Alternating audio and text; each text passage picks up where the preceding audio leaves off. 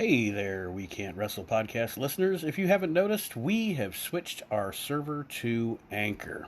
If you haven't heard about Anchor, it's the easiest way to make a podcast. Let me explain. First of all, it's free. There are creation tools that allow you to record and edit your podcast right from your phone or your computer. Anchor will distribute your podcast for you so it can be heard on Spotify, Apple, and many, many more. You can make money from your podcast with no minimum listenership, and it's everything you need to make a podcast all in one place. So go ahead, download the free Anchor app or go to anchor.fm to get started. Highly recommended by me and everybody else here at the We Can't Wrestle podcast. Well. You can't wrestle. So what did you do? You went out there and you started a podcast. You got that right. Ladies and gentlemen, you're listening to the We Can't Wrestle podcast, and I am Brian Pillman Jr. The We Can't Wrestle podcast is a podcast about wrestling and a bunch of guys that don't know how to do it. But I, Brian Pillman Jr., am very good at pro wrestling, so I don't need to start a podcast called the We Can't Wrestle podcast, but I'll gladly put my name on the brand. I'll gladly go on the line to say that the We Can't Wrestle podcast is one of the most informative, most balanced, non-biased podcasts out there. Thank you very much, and have a good listen.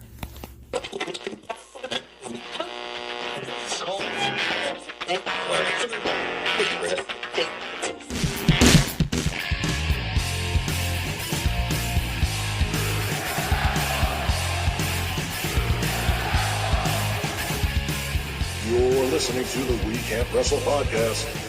Now it's time for our host, Nate Matson.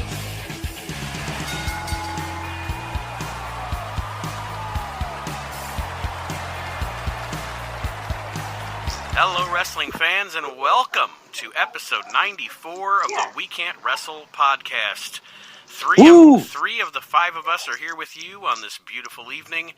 Aaron is here, of course. Myself, Nate, and Archie Mitchell is here. Archie What's up? Of not only the We Can't Wrestle podcast, of the Asylum, of the WCC World Championship Customs. Archie sits on more board of directors than Bill Gates. For God's sake. I am an admin in every group you could think of.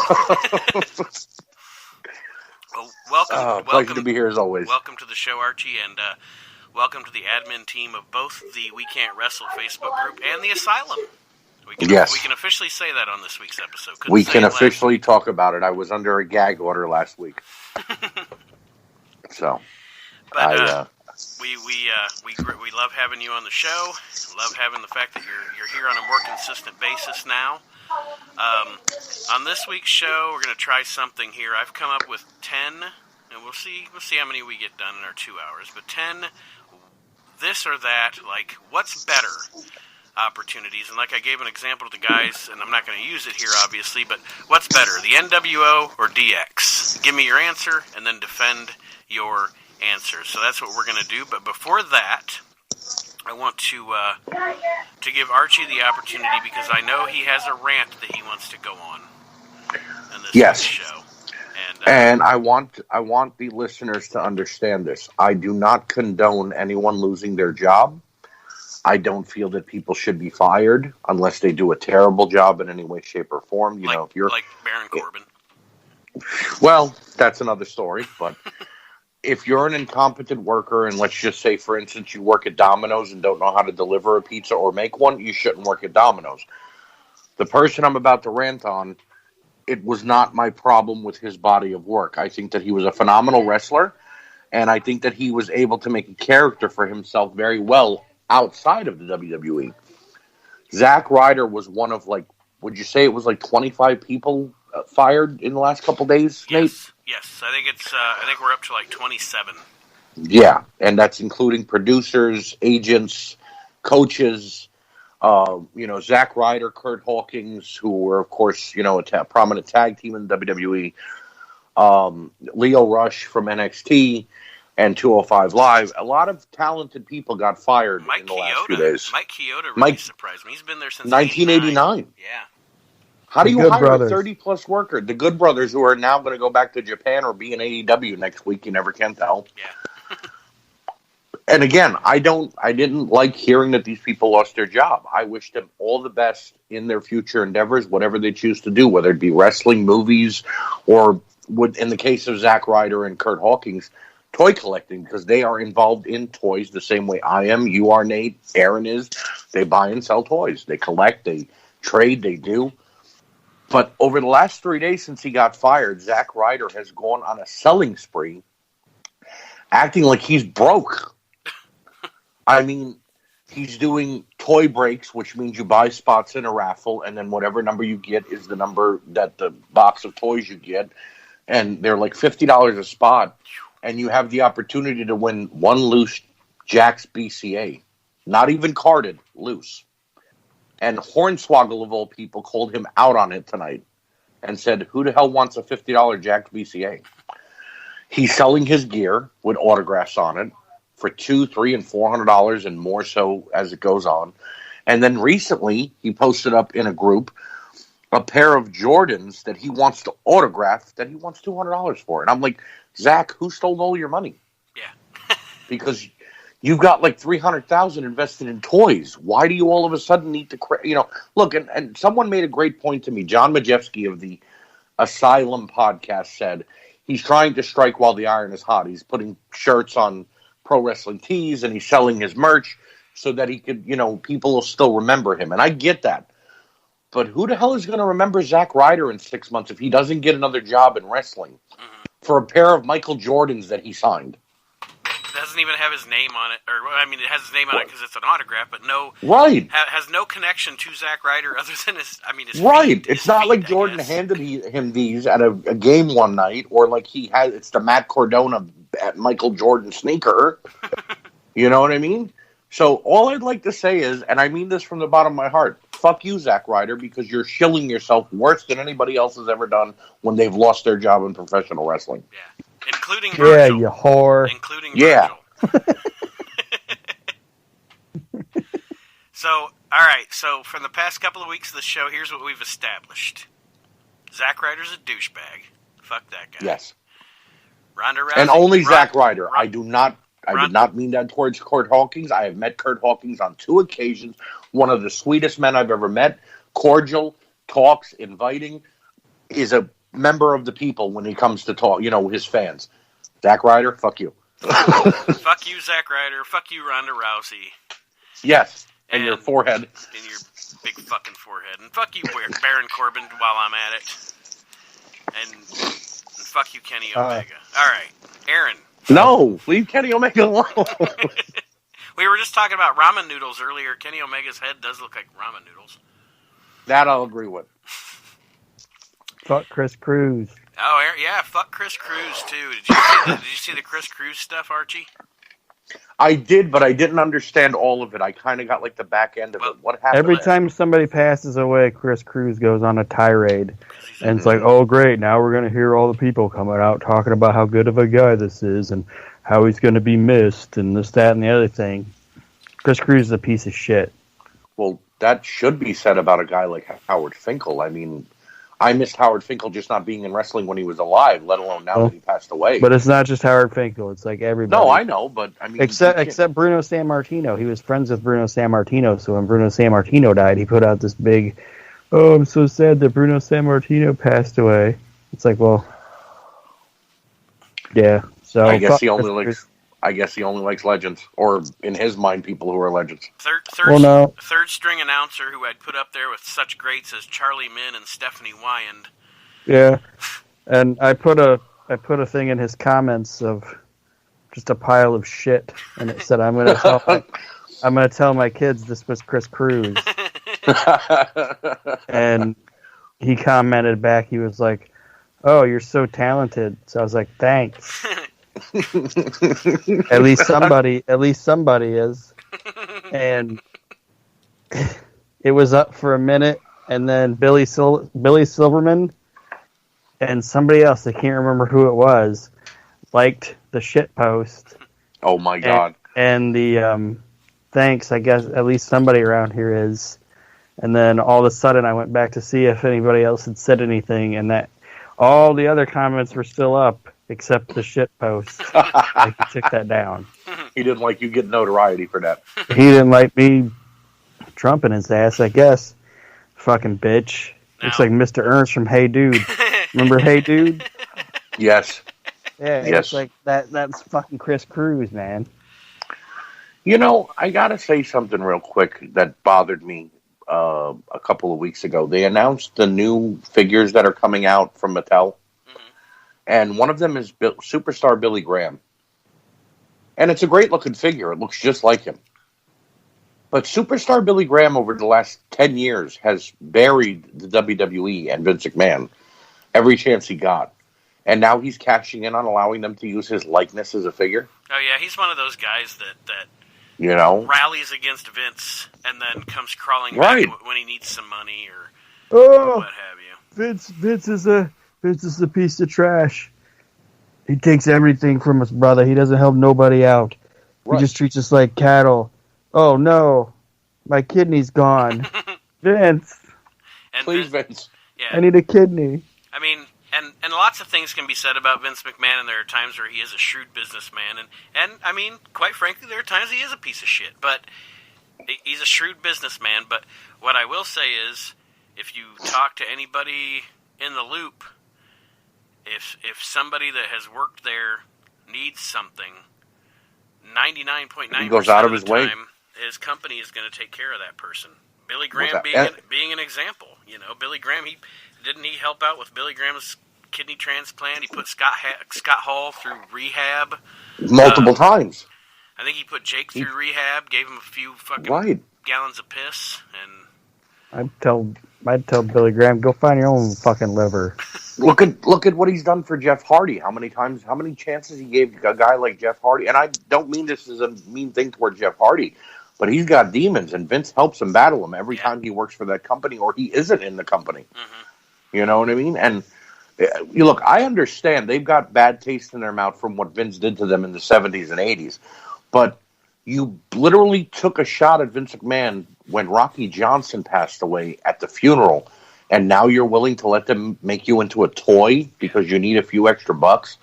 Like, dude, where's your your integrity? And that also comes down to the fact that we're talking about a business where up until let's say probably up until the WWE went public in Right. 01 or whenever. I mean, it's a matter of, if you go back before that time, it's a business of carnies. And Oh, yeah. you know, and that's what they're all about. They're just about taking their name, and I'm not hating. That's not what I'm saying. But No, it's a business of carnies. They're out there about taking their name and making a buck, and that's what they do. So they're willing to sell their principles. And with Billy Graham, I was like, it's the syphilis. It's eating his brain. He doesn't know any better. I mean, I bet his brain's like a wet cake, like a wet angel food cake, just left out in the rain, all spongy, and it's like trying to pick up a wet cake. But the more I thought about it, I'm like, no, this guy's a prick. And it's like, he talks out of both sides of his mouth. He's a hypocritical human being. He sits there and tells people, be positive, believe in this, believe in that, and if somebody believes in God and Jesus and all that, I have no problem with it. I also have no problem if somebody doesn't believe in it. You know what I mean? I don't care. Right, you're free to believe in whatever you want. But this is the same guy that preaches all this stuff, but then goes and, like, Chris Jericho says something about him in his book, and then goes and says, Chris Jericho, I hope the flames of hell but flesh from your body. It's like, what the fuck, dude? He just stated his opinion about you and said you were overrated, which you are. I equate Billy Graham to the same personality type as the Ultimate Warrior. Because Warrior was the same way. People can say what they want about how much they're fans of his work. Not his work, but you know what I mean. Being a fan, when I was a little kid, I liked the Ultimate Warrior when I was a little dude. But anyway, his entertainment, yes. But let's be frank and let's be honest. And whatever. He's a horrible human being. He was a terrible human being. He was a piece of shit. That Warrior Award is one of the biggest crocs I've ever seen in my life. I mean, and that's just so they can keep Dana with the company so she doesn't do or say anything against them somewhere down the road. Yeah. That's really what it comes down to. Yeah. I mean, go ahead next year and name that thing the Finkel Award, because anything you ever hear about that guy. Oh, yeah. I never heard a bad thing about Howard. He never bothered anybody. He never tried to molest one of the women. He never tried to, do anything bad to any of the guys. He didn't take drugs. Howard Finkel, you put up that post about Vicky Guerrero saying, and thank you for going with Eddie when he passed. And I was like, wow, I didn't even know Howard Finkel did that. Yeah. Well, and Howard never would have told anybody, He doesn't have any kids. The WWE superstars were his kids. They basically grew up with him. Who is he willing his gigantic porn collection to, though? Me and Kyle. We lay claim. I always heard that Howard Finkel had the biggest porn collection of any professional wrestling personality. And I know our listeners got to see our posts in the Facebook group, so they already kind of know our opinions and stuff. But like I think all of us have said, all of us being in the 30, 40-year-old range, Howard Finkel was part of the soundtrack of my childhood, the soundtrack of my wrestling fandom. And yeah, I mean, we did want to touch on that a little bit. I can remember a few years back when CM Punk won the world title at Survivor Series. I was there live, and Howard Finkel announced him, and Howard Finkel also said "and knew," and I got chills because I thought back to Hogan, Warrior, Savage, Flair. It didn't matter who was the match. It could have been Jeff Jarrett versus X-Pac, and knowing he was announcing it meant the match was going to be out of this world. You know what I mean? It didn't matter who it was. And even some of the goofy shit they had him doing, like the Attitude Era and stuff. He was always a team player. He was always entertaining. Like when they did the stuff with him and Trish and Lillian. What was that? SummerSlam. I think it was SummerSlam 02. Was it, Aaron? I think so. When he's like, my wiener. Yeah, if I could see your, I'd like to see your puppies if you could see my wiener. And there's a moment that a lot of people don't talk about, and it's because I don't think a lot of people realize what they were seeing when they saw it. And it's WrestleMania 15.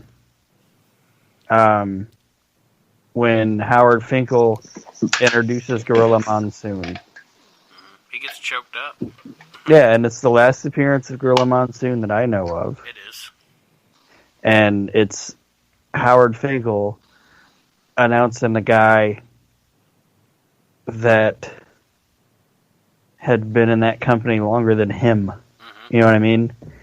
And I know I know Finkel was Vince's first employee, but you know what I mean? Like, It's like, okay, that's something that you don't fake. You know what I mean? And Finkel knew, looking at Gorilla Monsoon, this is probably the last time that anybody's going to see this guy, and he got to be the person to introduce him. And he took pride in his work. He put his heart in his work. It didn't matter who he was announcing. But when it was someone he was close to, he made it as special as possible. You know, they played a video of him at the Hall of Fame when he announced himself. And when he said the words "and new," and I am the new, everyone tries to copy it, and no one can get it down pat. There will never be anybody else besides Howard Finkel. Nope.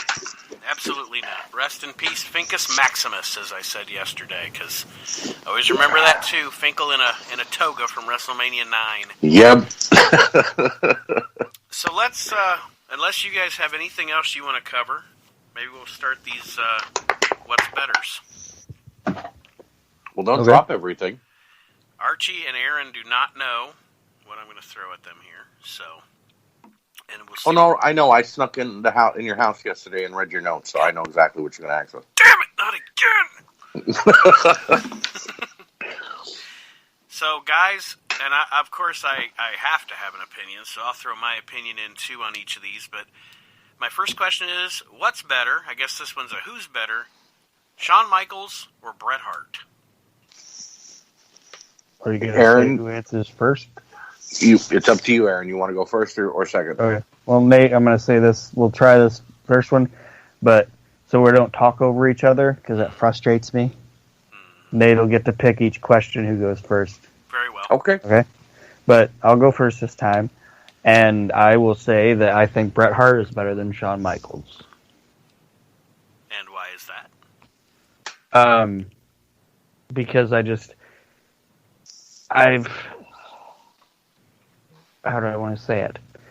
I think Bret is better all around than Shawn Michaels, and I've seen Shawn Michaels have some bad matches, and I know that sounds crazy, but I've seen Shawn have bad matches because Shawn's gotten in his own way, and Shawn has been unprofessional in some of his matches, and I've never seen Bret be unprofessional and selfish. Shawn Michaels at times is unprofessional and selfish. Okay. And that's just my opinion on it. And plus, I think when I look at Shawn Michaels and I look at Bret Hart, if I'm not a professional wrestling fan, and I look at in his prime Bret Hart and in his prime Shawn Michaels, I think Bret Hart looks like he could kick somebody's ass more than Shawn Michaels could. Kick Vince's ass. And Bret works his style. Bret works the style that I like more than Shawn does. That's why. Archie? Well, I'm going to disagree with Aaron here, and I have to say I've always felt that Shawn Michaels was the better of the two.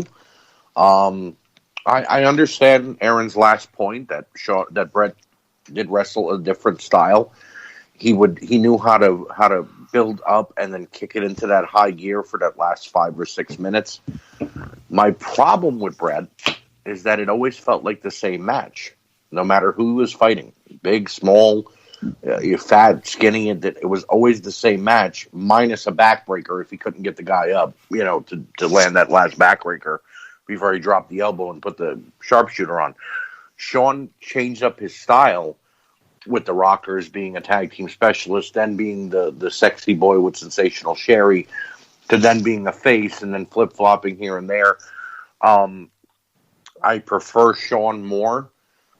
And I understand what you're saying. Yes, unprofessional at times. He would always break character if he had to, like with Vader in their match and, doing stupid shit like that. But that was young, stupid Shawn Michaels. When he came back from the back surgery and not sure if he was going to wrestle again, he changed things up. He became much more mature. And he wrestled a different style again. And was helping to put guys over, too. I mean, the matches with Jericho, the matches with John Cena, Shelton Benjamin, Rey Mysterio. I just think that Shawn did more to put people over than Bret did. Don't get me wrong. Bret knew how to put somebody over even when he was still beating them. Like with 1, 2, 3 Kid on Raw. That match was all Sean Waltman, but then Bret still won. So it still put Shawn over. But I think that Shawn, now in his later days, coaching in NXT and passing things along to these younger guys, that's why I love Shawn and I prefer Shawn more, because Bret seems very bitter about the way that his career ended, and he has all rights to be. Fuck Bill Goldberg for smacking him in the head with that boot. But Bret just seems very bitter towards a lot of the things that have happened to him and hasn't yet to got over them, even though his life has flourished now.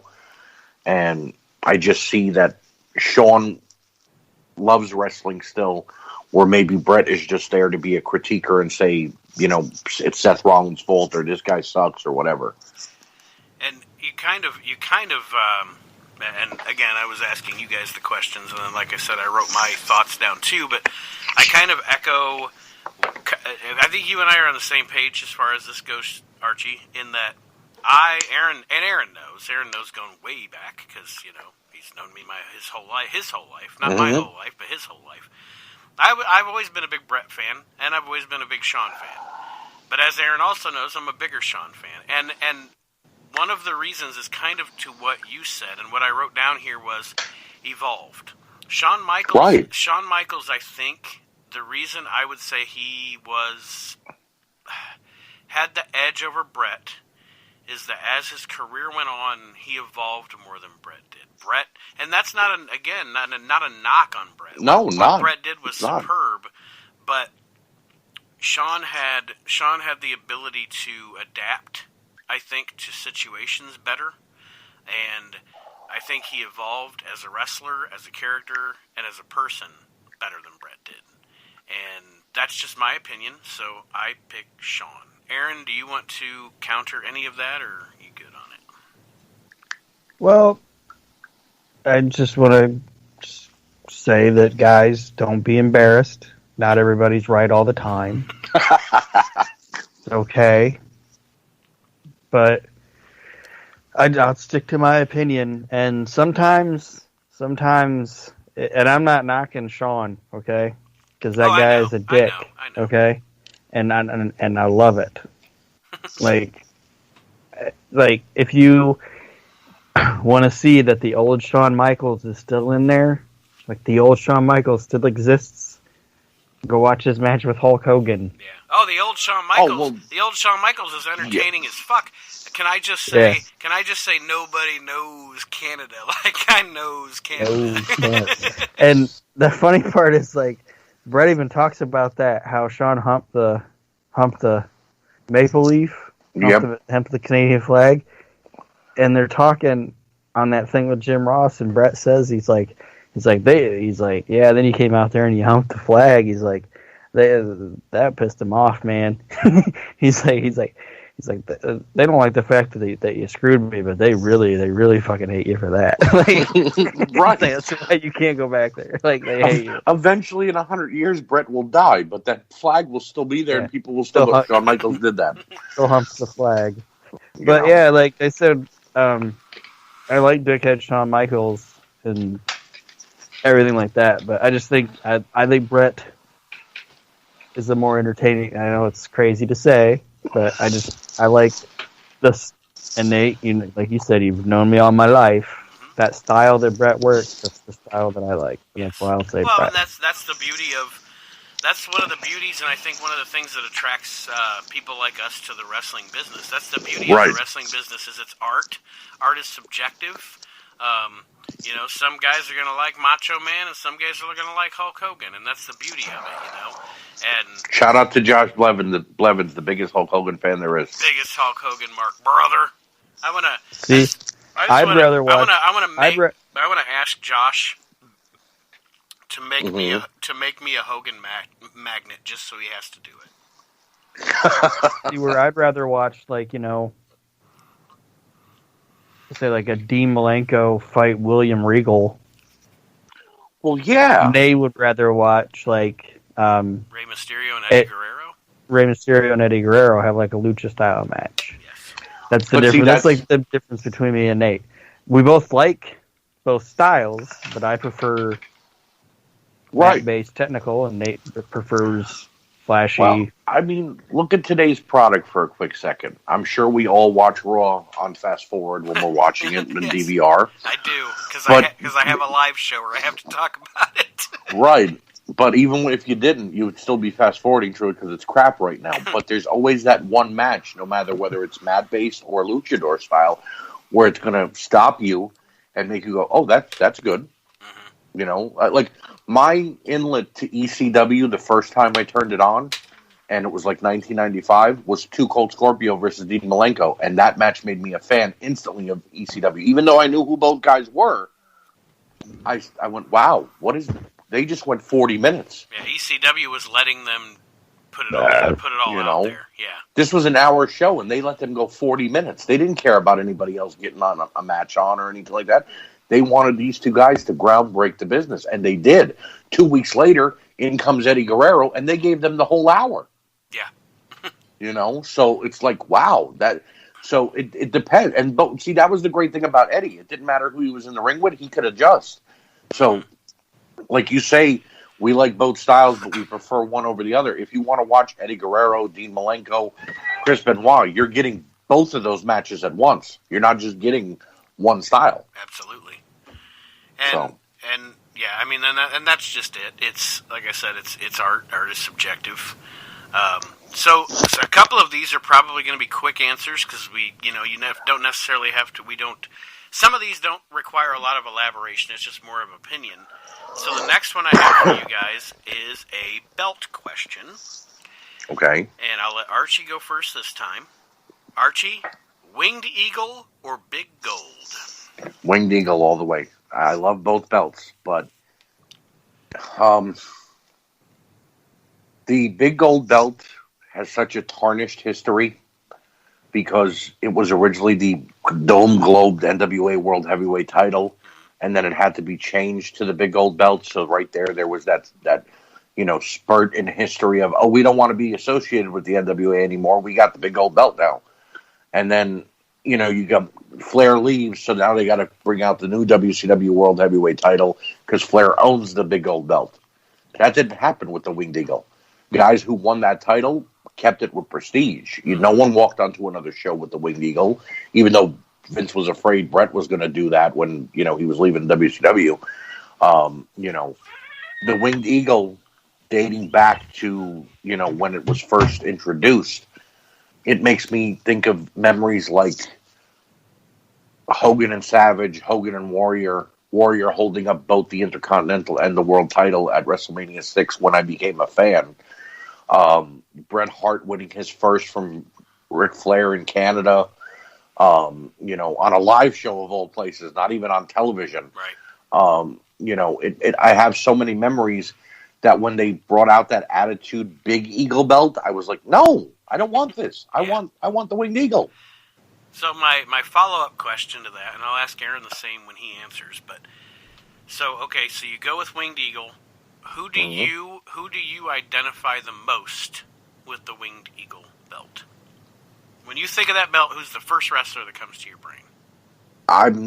I used to be a mark for him when I was a kid. As I got older, I became a mark for him again in WCW because of the NWO.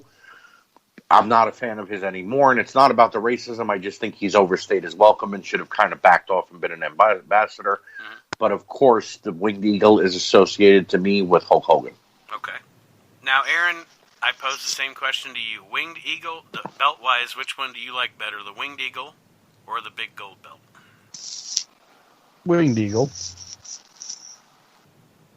All right. Go ahead. I was just saying a lot of the same reasons that Archie said, and it's just I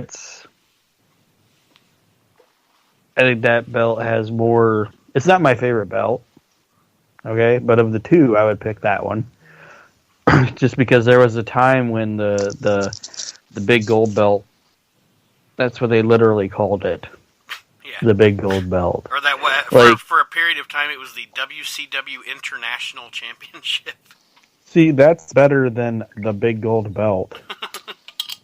But anyway,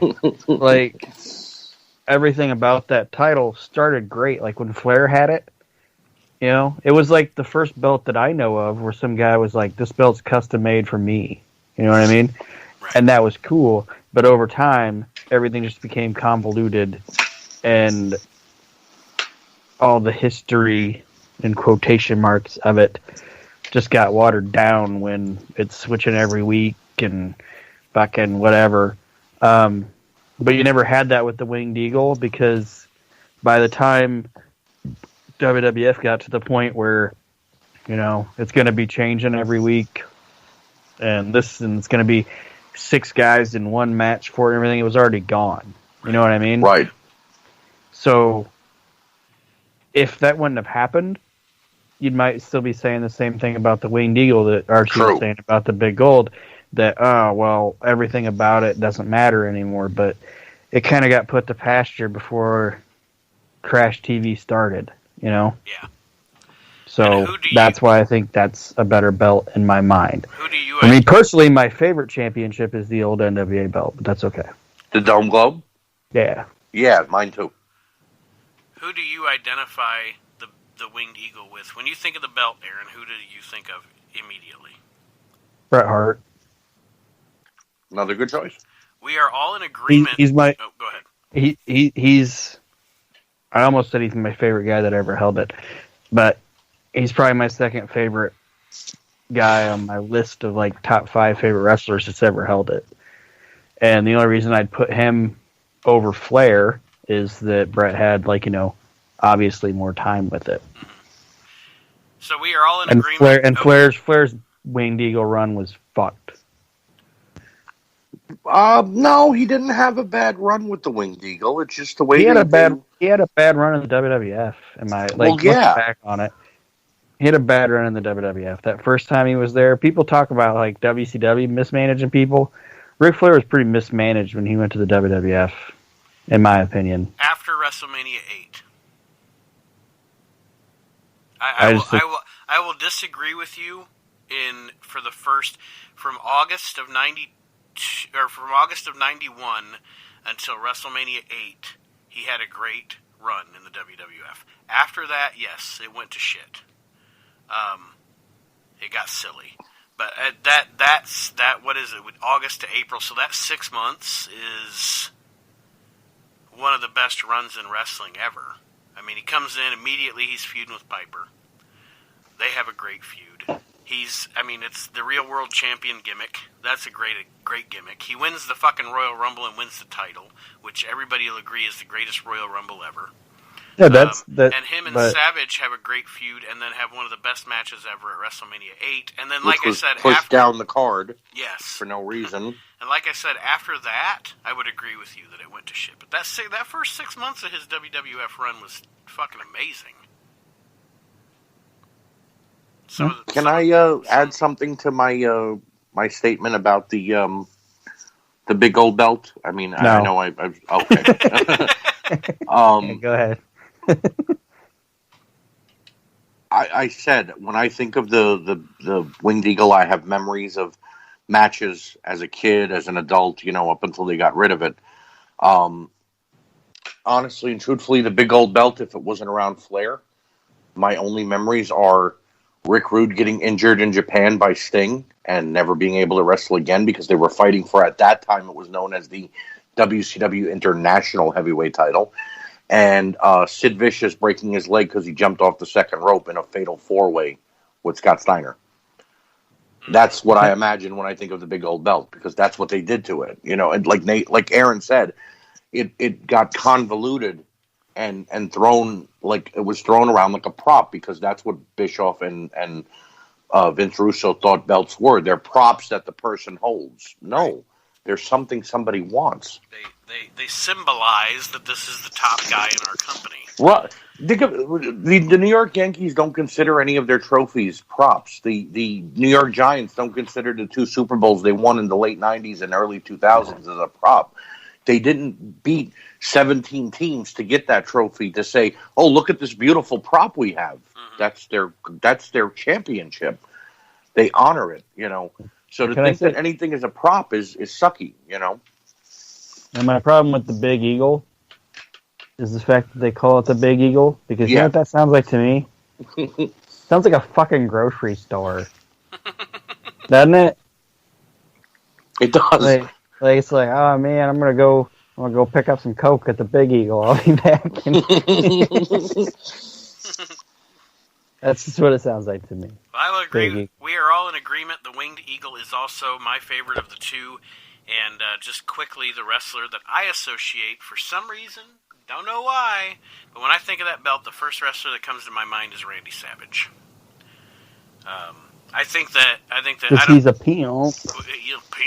Yeah. Mm-hmm. But it's just I picture him wearing that belt around his waist with the during the Mega Powers era, and that's the first image that comes to my mind when I think of that belt. All right.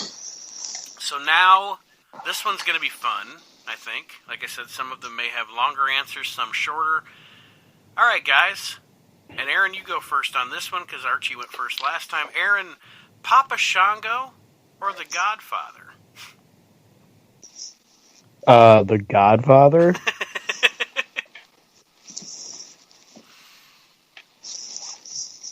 Because he'd be pimping hoes nationwide. All right. Very simple. And The Godfather equals fun. Like when that guy came out, like even his music would hit, and you'd be like, "Okay, this is gonna be fun." It might not be a great match. Even if the hoes that he brings out might be a fucking wreck out from the neck up. Yeah, they were bad. Some of them were bad. This is gonna be fun. You know what I mean? Because Charles Wright as a dude is fucking entertaining as fuck. Like, that dude is fun. And it was a fun gimmick, and it was just amazing. Like, the guy himself is just a fun-loving dude, and I like that gimmick too because it took a long time for him to get there, but they finally gave that guy, that loyal motherfucker, they finally gave him something that was just, they were like, you know what, Charles, just go out there and be you, man. You Go out there and be you. Shit. Yeah. And that might be the one thing that, and I know he's not a popular person. He's not even popular with me, okay? But that might be one thing that Vince Russo doesn't get enough credit for. Is saying, why don't we just let this guy go out and be him? You know what I mean? And maybe Jim Ross had something to do with it too, but Vince Russo was there when a lot of these guys started being able to just go out there and just be themselves. You know what I mean? Charles Wright is a fun-loving pimp, and it was entertaining. And it has one of my favorite things ever, and it's Michael Cole explaining the feud between the Godfather and Viscera. You know what it is? Viscera wins the Godfather's hose. Okay. Mm-hmm. Was that the beginning of the sex machine, the world's largest sex machine? No. No, he was still just. Yeah, he was still dressing like a hefty bag when this was going. Yeah, this was during the garbage bag contacts phase. But Michael Cole is explaining this feud, and see, Godfather, he's coming out and he's happy and he's dancing with his hose, but when Viscera comes out, he's like yelling at him and telling him to get in the ring and shut the fuck up and all this. And Michael Cole goes, "You understand what's going on here, King? You understand what's going on here? Godfather is a nice pimp. Viscera is a mean pimp." That's how he describes the feud. And it always makes me laugh whenever I hear it. And I, like I said, I just really enjoy it. And Charles Wright is one of my favorite people. I like Papa Shango. I even like Kama. But Godfather's the best. Archie? I'm going to keep it short and sweet and say I agree with everything that Aaron just said. Charles Wright was a genius. He played every character he ever got to perfection. Supreme Fighting Machine, Papa Shango, Militant Black, Kama, Mustafa. And the funny thing about the Godfather character is he went from being Kama Mustafa, you guys are being racist and only see black people as one thing. But then he was being the stereotypical pimp. He was being Huggy Bear. He was being Huggy Bear, yes. Right. Yeah, but there's also something funny. Like he was not to interrupt. He was on the Dark Side of the Rainbow All for All. Yep. And said on there, he was like, "There's nothing I hate more than a pimp." He was like, "I used to go to the." He's like, because he ran. Yeah, I bitch slapped. And he was like, "You don't know how many pimps I've bitch slapped in my life." He's like, "I'd go to the bar and be like, any motherfucking pimps in here?" Somebody'd be like, "I'm a pimp," and he's like, "I would jack that motherfucker right in the face." Like, I hate nothing more than a fucking pimp. No, I'm seeing him still dressed in the Godfather gear. Yeah, because it's not the Godfather isn't a gimmick. Right, he really is like that. Then he's talking about his home life, and his wife's like, "We needed that $75,000. How couldn't you win the brothel?" And he's like, "It was a real fight. I didn't plan on losing." And I'm just sitting there going, "Wow, he really had those problems." Yeah, he was the world's nicest pimp. So yeah, I go with the Godfather. Papa Shango was amazing. And I heard, and I'm sure you guys have too, read the stories that they were trying to bring Papa Shango back during the Attitude Era and be a more venomous, scary character. I just think that Papa Shango was any monster heel that you then take away from what they are changes the whole character. Like, the Boogeyman could have been something scary, but the fact that they made him eat worms and bite Jillian's face off made him a comedy routine. Papa Shango, having the Ultimate Warrior spew the black stuff out of his mouth and it falling on his face when obviously there was somebody off camera probably spilling it on his head. You know what I mean? It's one of the only times, or it's like the only time Warrior ever wore a jacket. Right. To an interview. You know, so how fake is that? You know, he's wearing a jacket, so obviously it's rigged up with something to make it. So they turned it into something that it shouldn't have been. They're doing it in AEW right now with Lance Archer and Jake Hager too. Those guys should not be speaking. They have mouthpieces for those reasons. They've got Jake Roberts and Chris Jericho to talk for them. You want a monster to be a devil? You want him to be the biggest monster he can be? Don't let him speak. Right, absolutely. Yeah. Papa Shango should have eventually evolved to having a manager or someone do his speaking for him, or just gave a look into the camera and did his voodoo. But the Godfather, on the other hand, dude, when that man grabbed a mic, it didn't matter what he said. It was gold. Right. And well, it's like to your point, there's a reason that the Undertaker character had Paul Bearer. Paul Bearer talked, and all the Undertaker did was at the end of the promo said, "Rest in peace." Right. And exactly. He's the heel, the evil heel or baby face or whatever he was, is just the exclamation point at the end of the promo. Right. Yeah. But yeah, I have to go Godfather based strictly on how he was booked. But where I will disagree with Aaron, I don't think anybody helped that character get over. I think the Godfather, that Charles Wright went out there a couple of times with a live mic, did his act, and then they went, okay, it's getting over. I think we just have to roll with it and see what he's going to do next. I'm not saying Vince Russo got him over. I'm just saying that and I'm not even saying it was Vince Russo. What I'm just saying is somebody at that point was like, why are we giving this guy? Yeah, why are we giving this guy a gimmick? He is a gimmick. You know what I mean? Like him as a human being, you're a fucking gimmick. Just go out there and be you. The only time they ruined him for me is when they tried to keep him with D'Lo Brown, and D'Lo Brown came out with the pimp outfit on too, but it didn't quite fit the same way. It was longer and baggier, and they started to make them into like a comedy routine again. And I was like, no, he doesn't need a tag team partner. He's got the hose. That's all he needs. Well, he was a junior pimp. Yeah, but I mean, come on. Well, I'm going to agree with you guys both. It is the Godfather.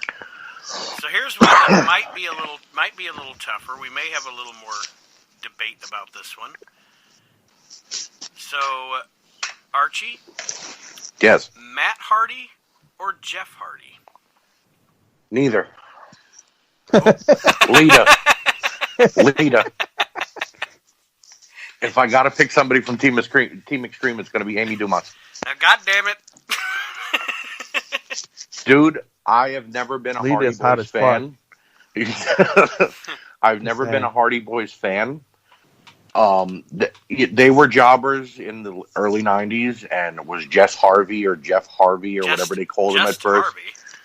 Yeah, and and then they started to get steam because Michael P.S. Hayes became their manager, and then they joined the Brood, and then they didn't join the Brood. And in my opinion, they're great athletes, but they're kind of more performers because it's a lot more jumping and doing.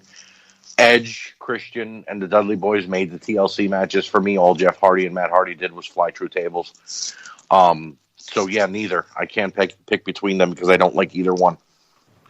A succinct and honest answer from Mr. Mitchell. Aaron, what's yours? I'll start off by saying I do agree with the fact that Lita was amazing and still is. Definitely. But at that time in the WWE, WWF, whatever you want to call it, everybody's talking about Trish Stratus. I was a Lita guy because Trish looked like she'd be all high maintenance and fucking want to go to like nice restaurants and shit. Lita looks like she'd just let you go to Fazoli's and do some shit. You know what I mean? Like, I was just say, Lita looked like she'd be like, "All right, rallies and anal, that's fine." Yeah, let's do it. You know, we'll get a cheeseburger after. Let's go to the room. Yeah. Trish will be like, "I want lobster." I'm glad my wife doesn't listen to this show. All right. But but if I had to pick one of them, from a purely entertainment standpoint, and one that's shown me that they have more range and they're more of a talented person, I'd say Matt. I agree. Jeff's a phenomenal talent, okay? Jeff Hardy is a once-in-a-lifetime entertainer. And it's when the bell rings, okay? That guy does fantastic, amazing things. But it's when the bell rings. When the bell is not ringing, and it's not in between the ropes, or, I mean, Jeff also does shit outside of the ring, you know what I mean? When it's not in the athletic performance of it, Jeff's boring. I agree. He's a boring talent, okay? But all around, it's Matt for days. Matt can do whatever the fuck you want Matt to do. Matt can even teleport. Huh? Matt can even teleport. Yeah. Fuck Thanks that. to Vanguard 1. But I'm just saying, like, when Jeff Hardy decides to retire, Jeff Hardy will retire, and you won't hear from Jeff Hardy anymore until he goes in the WWE Hall of Fame. When Matt decides to retire, Matt will still be working somewhere. Yeah, he'll be. And if he's not, whoever doesn't hire the guy is an idiot. I agree. In my opinion, I think WWE letting Matt Hardy leave was fucking stupid. All right, we just said they took the cuffs off the Godfather because they saw how good he was doing. You saw what Matt Hardy was doing in TNA, and you said, we need to bring them back because they're hot commodities, but then you didn't let him do what he was doing in TNA. And that's what I'm saying. Like, that's not Matt Hardy's fault, though. No, I'm saying it's WWE's fault. You gave us a watered-down, broken Matt Hardy. It was Woken. You put him with Bray Wyatt instead of letting him feud with Bray Wyatt, which is what everybody wanted. And then you basically pimped him out to Randy Orton in his last match. You know? And then what AEW did wrong with it, and I didn't watch this. I didn't see it. I watched AEW this week. I did. I watched every single wrestling show other than SmackDown, obviously, because it's on, I didn't watch SmackDown yet because it was on today, and I was watching Schitt's Creek. But what AEW seems to me, from what I'm hearing, is doing wrong with the Broken Matt character is they're doing it in the building. Right. Like, if you're going to do that Broken Matt Hardy character, that's fine.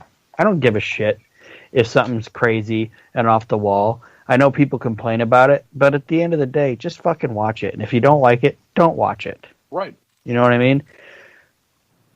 So, I don't have a problem if Matt Hardy teleports. I don't give a shit. I'm just watching it to be entertained. But in the arena, it was also corny. don't do it in the arena. You know, it was corny as hell. And have Tony Schiavone being like, "Is he teleporting? What's going on? Am I seeing what I think I'm seeing?" Don't do that. Right. Right. In my opinion. And you're right. I mean, I went off on it on the show, so I'm not going to elaborate here, but that was fucking stupid. No, but anyway, I don't listen to your show. I agree. I do. Thanks for the I only listen to things I'm on. Thanks for the because I listen to it while we're doing it. Thanks for the Nate, you know that. Assholes. Nate, you know I don't listen. I know. Aaron doesn't even listen to this after we've recorded it. He doesn't listen. Yeah, I don't want to hear my own voice. I agree, Matt Hardy. Because I just think that Matt Hardy is all around. Like, and I'm not. Oh shit.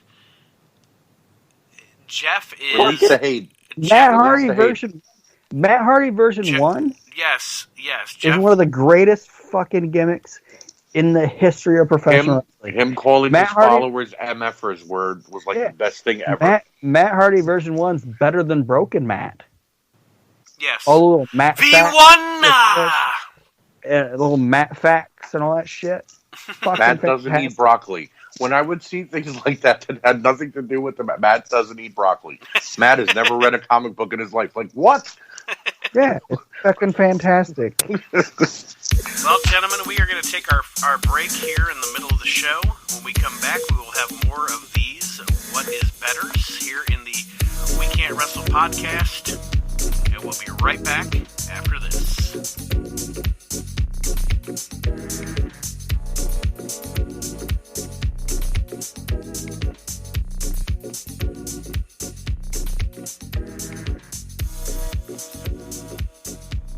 say this is a national treasure and the real world's champion, Nick Aldis. And just when you thought that every possible wrestling podcast name in the world was taken, Nate comes in with a clinch with the We Can't Wrestle podcast. Based on Nate's unbelievable level of praise for me, I would go ahead and say that Nate sounds like a knowledgeable, smart, trustworthy human being, and his expertise should be lauded and appreciated by all of the listeners of the We Can't Wrestle podcast.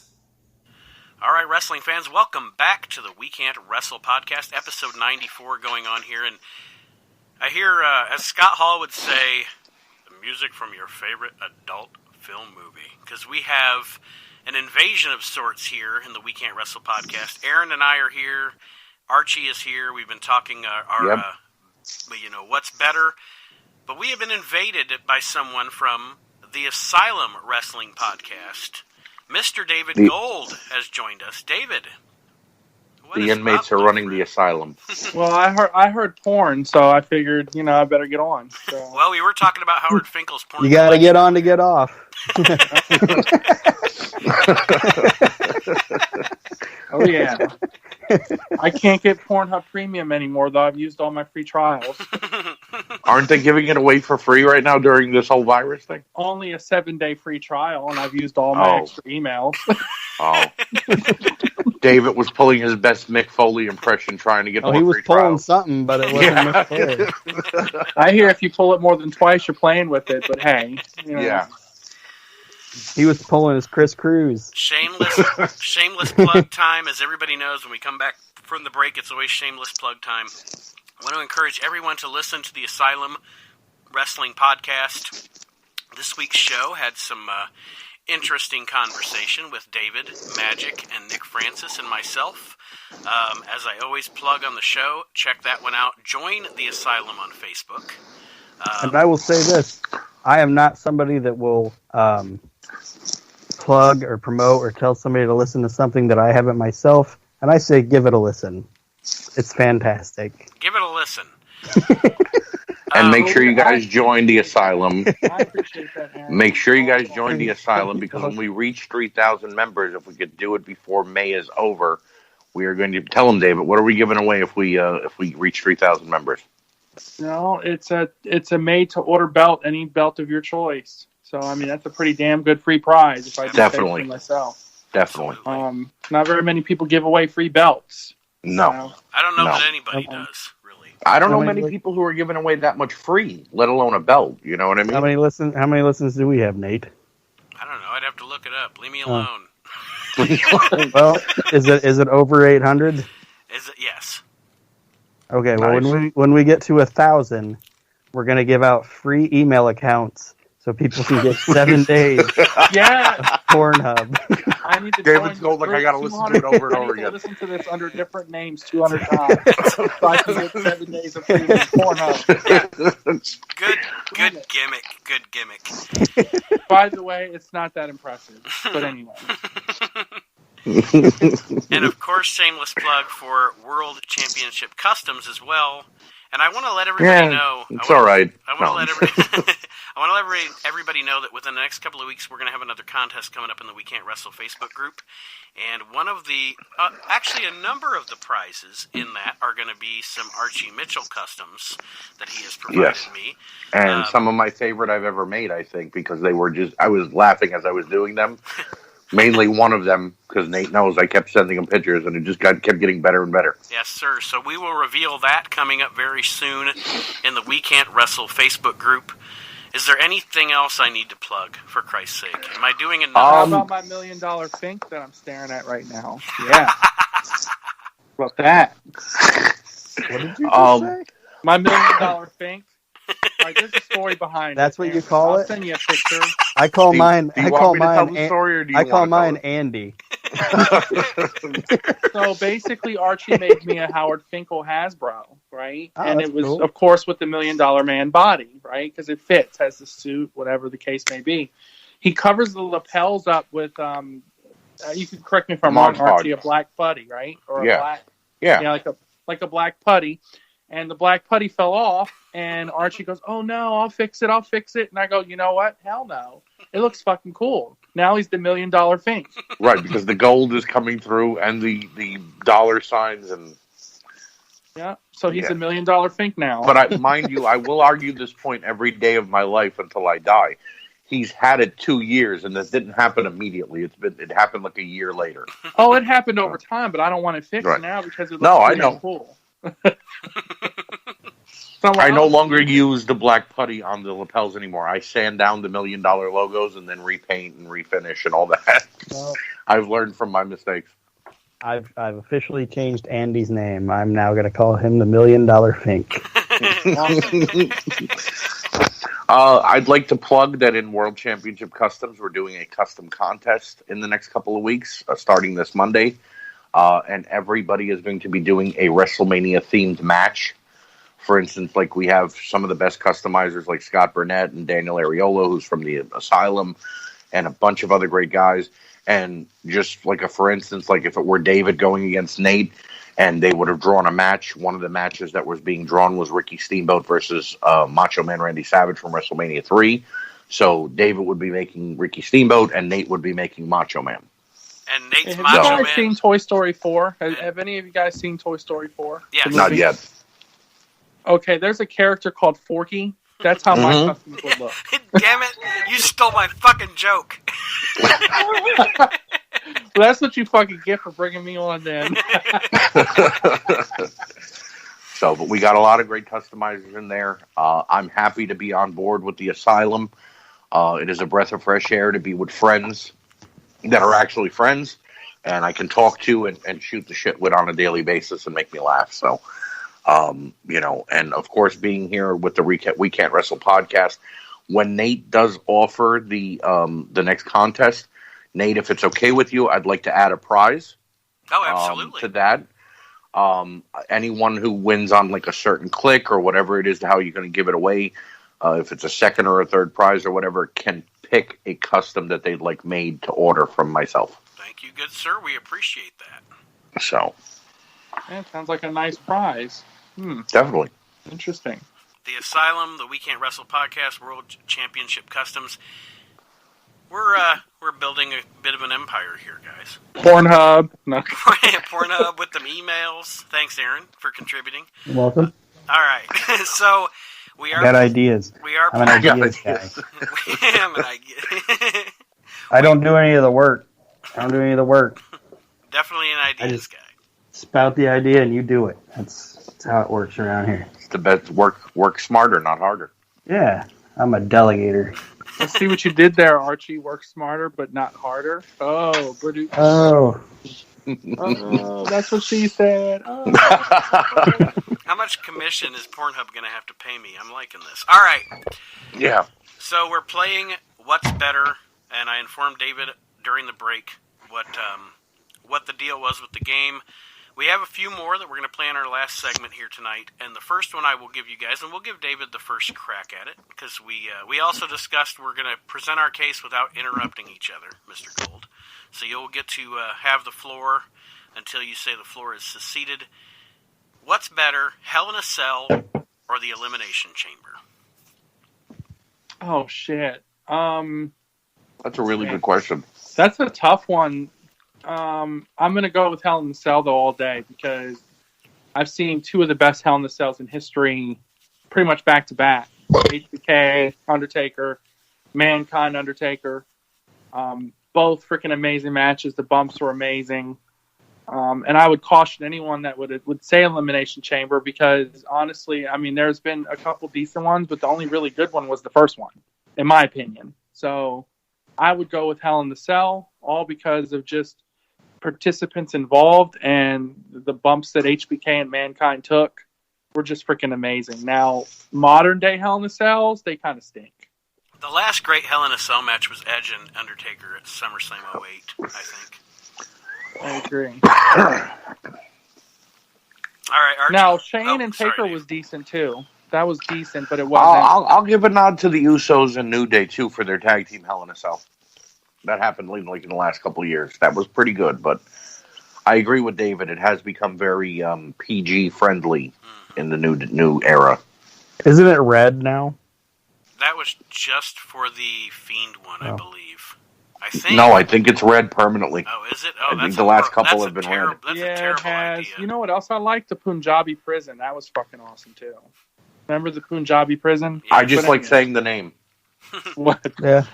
Punjabi prison match. I like to say it the way that the guy. I saw the called- Poontang prison, but that was on Pornhub. Well, no, I was Aaron. God damn it! I was just about. I was just. Poontang prison. I was just about to say I called my ex-wife my Punani prison. All right. So anyway. Oh shit! All right. Archie, what is your? Are you agreeing with Mr. Gold on this one? I am. I'll make this the first Elimination Chamber was amazing. I had a chance to go see that live, and my grandma passed away the day before, so I couldn't go anymore. But I'm not trying to be a sob story or anything. But Shawn Michaels winning the first Elimination Chamber was amazing, and one of the best stories to ever happen in wrestling. But yeah, the Elimination Chamber is pretty much just first two guys get in, next guy comes in, oh, we put somebody through a pod, and then, okay, the match is over. And I think what really kind of scuzzed that match up for me was the whole December to Dismember for ECW when Bobby Lashley won the ECW title in it. Hell in a Cell, though, is historic. Mankind versus Undertaker, Mankind versus Shawn Michaels, Shane versus Undertaker. Even D-Generation X versus Vince, Shane, and Big Show was still pretty damn good in that Hell in a Cell. But yeah, I think the Elimination Chamber has become very cartoony, whereas Hell in a Cell still can be blood and guts if it has to, because how can you stop it? Right. Aaron? I'd say that I like Hell in a Cell better than the Elimination Chamber. There's been some good Elimination Chamber matches and whatnot, but I think the reason I'd put Hell in the Cell over it is that until recently, which I don't watch a lot of the recent stuff, which is a known thing, which I try. I'm not going to lie. I try. But sometimes shit just happens that I can't anymore. But the reason I put Hell in a Cell over the Elimination Chamber is because I prefer when it's going to be people locked in something that it's just two guys,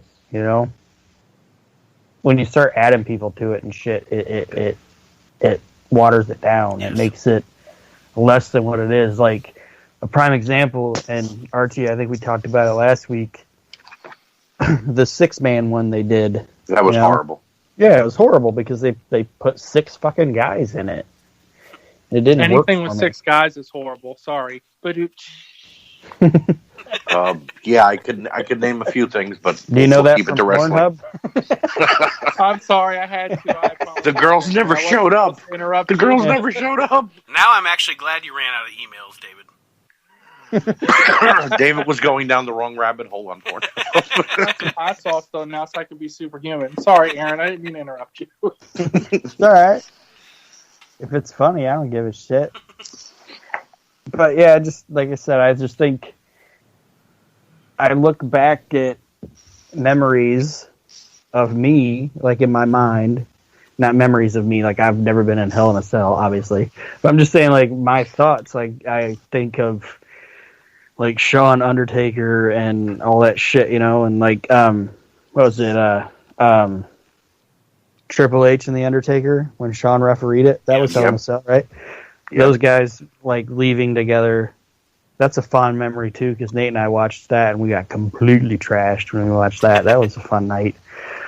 But, I'd say Hell in a Cell over Elimination Chamber. And I agree with all three of you guys. I think the Elimination Chamber, actually, I kind of agree with David in that the only one that really stands out in my mind is the first one, because that was one of those matches that lent itself to a certain moment, as opposed to something you can bring back over and over and over again.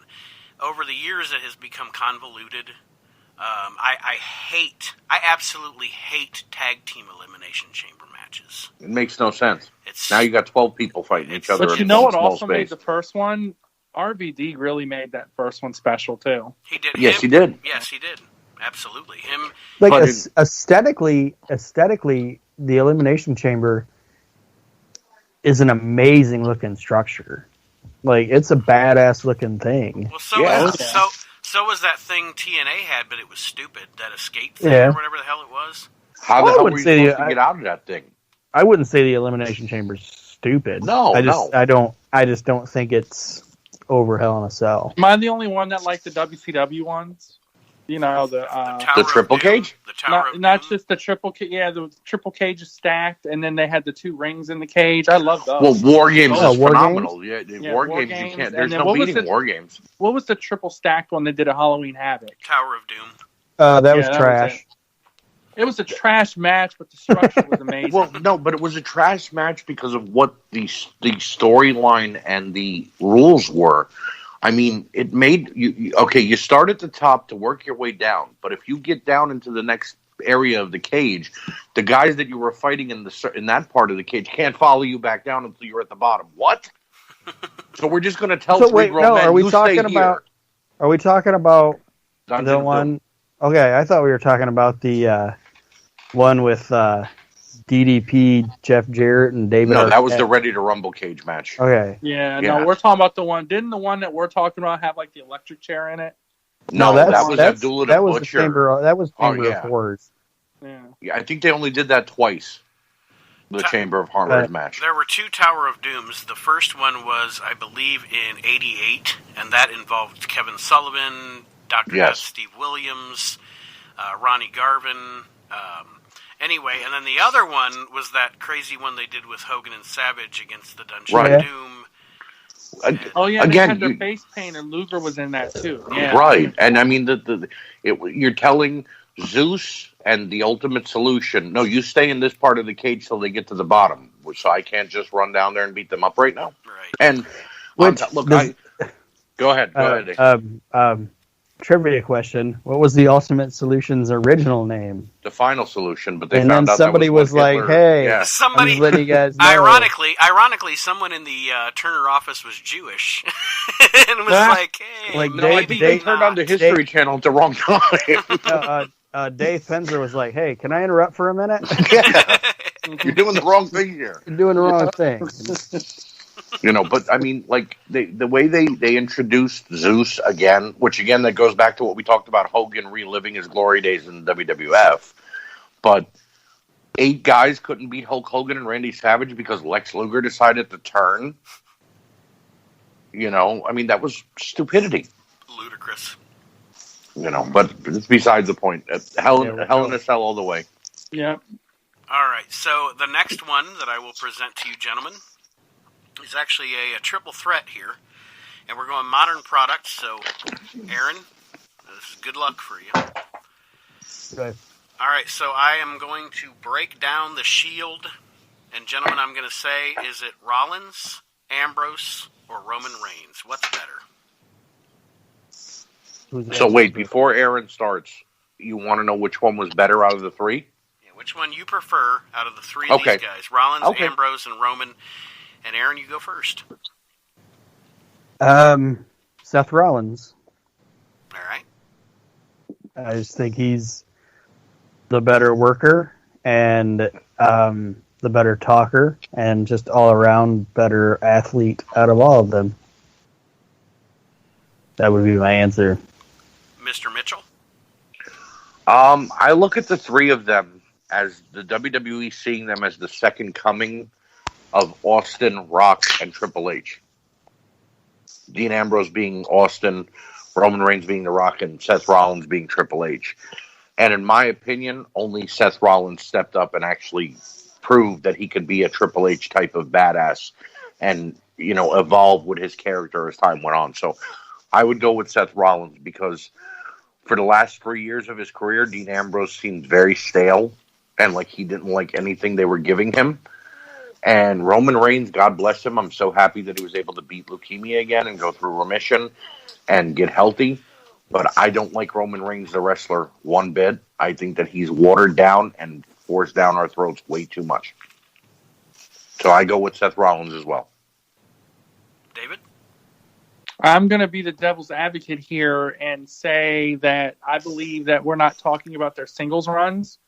So I'm going to go with the group as itself when it first started and during the couple years when they were the biggest thing in the WWE at the time, other than CM Punk and Daniel Bryan. I'm going to go with Ambrose because not only did he have that badass, quiet character, not taking into account how successful Rollins has been outside of them, I'm going to go as a group whole. Ambrose was the best for me. And I actually agree with you, David. Out of the three of them, and I love Seth Rollins. I have been a Seth Rollins mark since he was Tyler Black in Ring of Honor. Wrestling Society X. Yes, an amazing talent. And Roman gets shit on because of the push he got. Roman Reigns is much better than Smark fans give him credit for. Roman Reigns deserved the push he got. Roman Reigns, if you're going to draw the professional wrestler from scratch, it would look like Roman Reigns. Yeah, it was the push but it was the way that the push was given and the lack of organicness of it that hurt him. But he's the Kevin Nash of his era. The reason I say Ambrose is I think that Dean Ambrose has the charisma. Dean Ambrose is a good worker. He's not a great worker, but he's a good worker. So if I'm thinking about who has entertained me the most, it's Dean Ambrose. And that is, I guess I'm kind of including his AEW stuff because he's one of the best things of that shit show. That got better. It has gotten better, and I've admitted that on We Can't Wrestle Live. It is getting better every week. It started as a shit show, but he was one of the glaring positives of that show when it started. So, and although WWE gave him some garbage as far as storylines or gimmick or what have you, to me, he always did the best he could with it, and he let his natural personality come out in a lot of it, and I just think overall, out of the three of them, he's the better. Rollins is the better wrestler, bell to bell, but Ambrose is the better package deal, I guess, is my opinion. Yeah, he's like a Brian Pillman mixed with Stone Cold. That's why I love him so much. Can I interject now? Sure. For a moment? Aaron. This is where I will say my piece on both Ambrose and Roman. Ambrose got the United States title a few months after he got there, and he defended it all of 2 times for a 6-month title reign. Maybe it was the way that he was booked, but in my opinion, his character was a little bit on the lazy side at times, and he just kind of depended on the group because Roman was the monster and Seth being the workhorse, and it was just like, okay, there's Dean to get the pin and drop them with a DDT.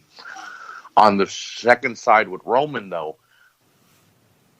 we just watched The Fiend versus John Cena at WrestleMania in that Funhouse match, and they threw a crack at John Cena because he never turned heel like Hogan and became like an NWO type guy. They were afraid to turn Cena. In the same regard, they were afraid to turn Roman heel. And I'm not saying that he needs to be a devilish heel who grabs a knife and puts it to somebody's throat and tries to kill them. But he does not have to be the guy that said suffer and succotash. Yeah, well, yes, you know what I mean? Absolutely. Technically, Roman was a heel, though. I want to point that out. The Shield, yes, but he never. Why couldn't him and the Usos have turned the Bloodline into a heel faction of Samoans who were pissed off by the way their family were treated in the company? Because let's forget The Rock. Peter Maivia and the Wild Samoans never really got anything that great in their careers. Neither did the Head Shrinkers. They could have played off that. You know what I mean? You know what they could do?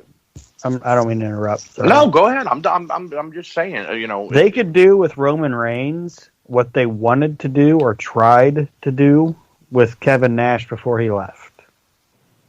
Yeah. They don't need to turn Roman Reigns full heel. Roman Reigns should just come out there and be like, look, those of you that cheered me and supported me, I appreciate it. Right. I'm thankful for it. But Everybody else, fuck off. right, I don't need you. you know, he beat the Undertaker. People are still buying my shit. I don't need you people. He If beat you wanna the turn him heel Undertaker. properly, just get him with Samoa Joe, and then that would be a good Roman Reigns, Uso, Samoa Joe. Yeah, but I agree, You let him beat the Undertaker. He walks out and goes, "It's my yard now." That would have been the perfect time to turn him heel. They were booing him like crazy. Okay, But at the same token, we can all agree to disagree. But at the same token, I will tell you that you're saying that Ambrose was a lazy character. I don't think that's the case. I didn't say Ambrose that. was more of no, I said that. No, that's yeah, true. no. Archie said Ambrose was lazy, lazy character, not lazy as an individual, but he was. Oh, no, booked not as at a all. lazy character, and I disagree. I don't think that's how they booked him at all. They booked him as the badass, secretive guy of the group, and yes, he only defended the U.S. belt twice, but that's because 90% of their matches was all three of them, or whatever the case may be, and they were booked as, they were booked that way, and that's why I feel like he didn't defend it that often. And he I didn't just need feel to. that the Shield as a whole, if they were going to continue to bring them back like they did with DX, but in such a fast time. I mean, how many Shield reunions were there? 3 in the last 5 years because they kept bringing them back together. Why did you split them up to begin with then? Well, And I'll say this about that's the big fault with modern booking. Right. Yeah. And that, I mean, I'll say this, that started during the Attitude Era. It's like, well, an angle or something that would have normally taken a year, 2 years, or whatever. It's just 6 months now. It's 4 months. It's pay per view to pay per view. So yeah, that gimmick was definitely Ambrose. it was definitely a casualty of modern booking. Before we go on to the next thing, can I say one thing about Dean Ambrose? Yes. And this is high praise from me. And I don't even think AEW has really scratched the surface with it. If somebody would just allow Dean Ambrose to be, or John Moxley, whatever you want to call him now, to be what he wanted to be, I think Dean Ambrose, John Moxley has the potential to be, and you guys can tell me if I'm off, whatever, on this, of this era of wrestling, or whatever you want to call it. He could be the Roddy Piper of his era if he was allowed to be. I agree, 1,000%. Roddy Piper, Brian Pillman, mixed all in the bunch. Super crazy, but also funny, also good in the ring, so on and so forth. Because Roddy Piper was always kind of crazy, but also at the same token, not too crazy. You know what I mean? Right. Like it was just a certain level. It was like, okay, this guy, he can go bananas, but it's not like Brian Pillman, I'm holding a gun, Austin's breaking in my house crazy. Right. You know? Yeah. And see, where I think Ambrose would be, like, Ambrose, I don't want to see Ambrose wrestle every week. Or John Moxley wrestle every week. I don't want to see him wrestle every week. If Roddy Piper in his time wrestled every single week on every single show, you would have got tired of it.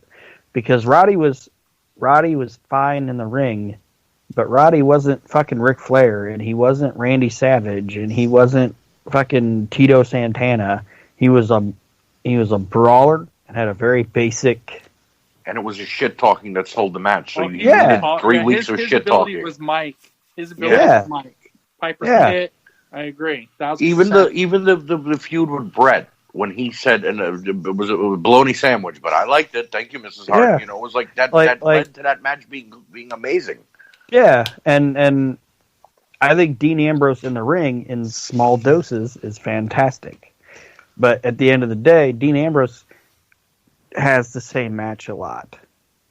So if you do it all the time, it gets stale. You know? John Moxley was a deathmatch wrestler for the early part of his career. And I'm not saying that he needs to do that again, but they had something cooking between him and Mick Foley when he was still in FCW, where he was telling Mick Foley, it's your fault that I have these kind of matches. They never capitalized on that feud and to show us what he could have done against Foley on the mic and in the ring. Can you imagine Moxley in ECW? Oh my God. Imagine that. Wow. Like I saw John Moxley, and Nate probably doesn't even remember, but he was there. We saw John Moxley wrestle at a fucking armory in Lima, and it was fantastic. Yes.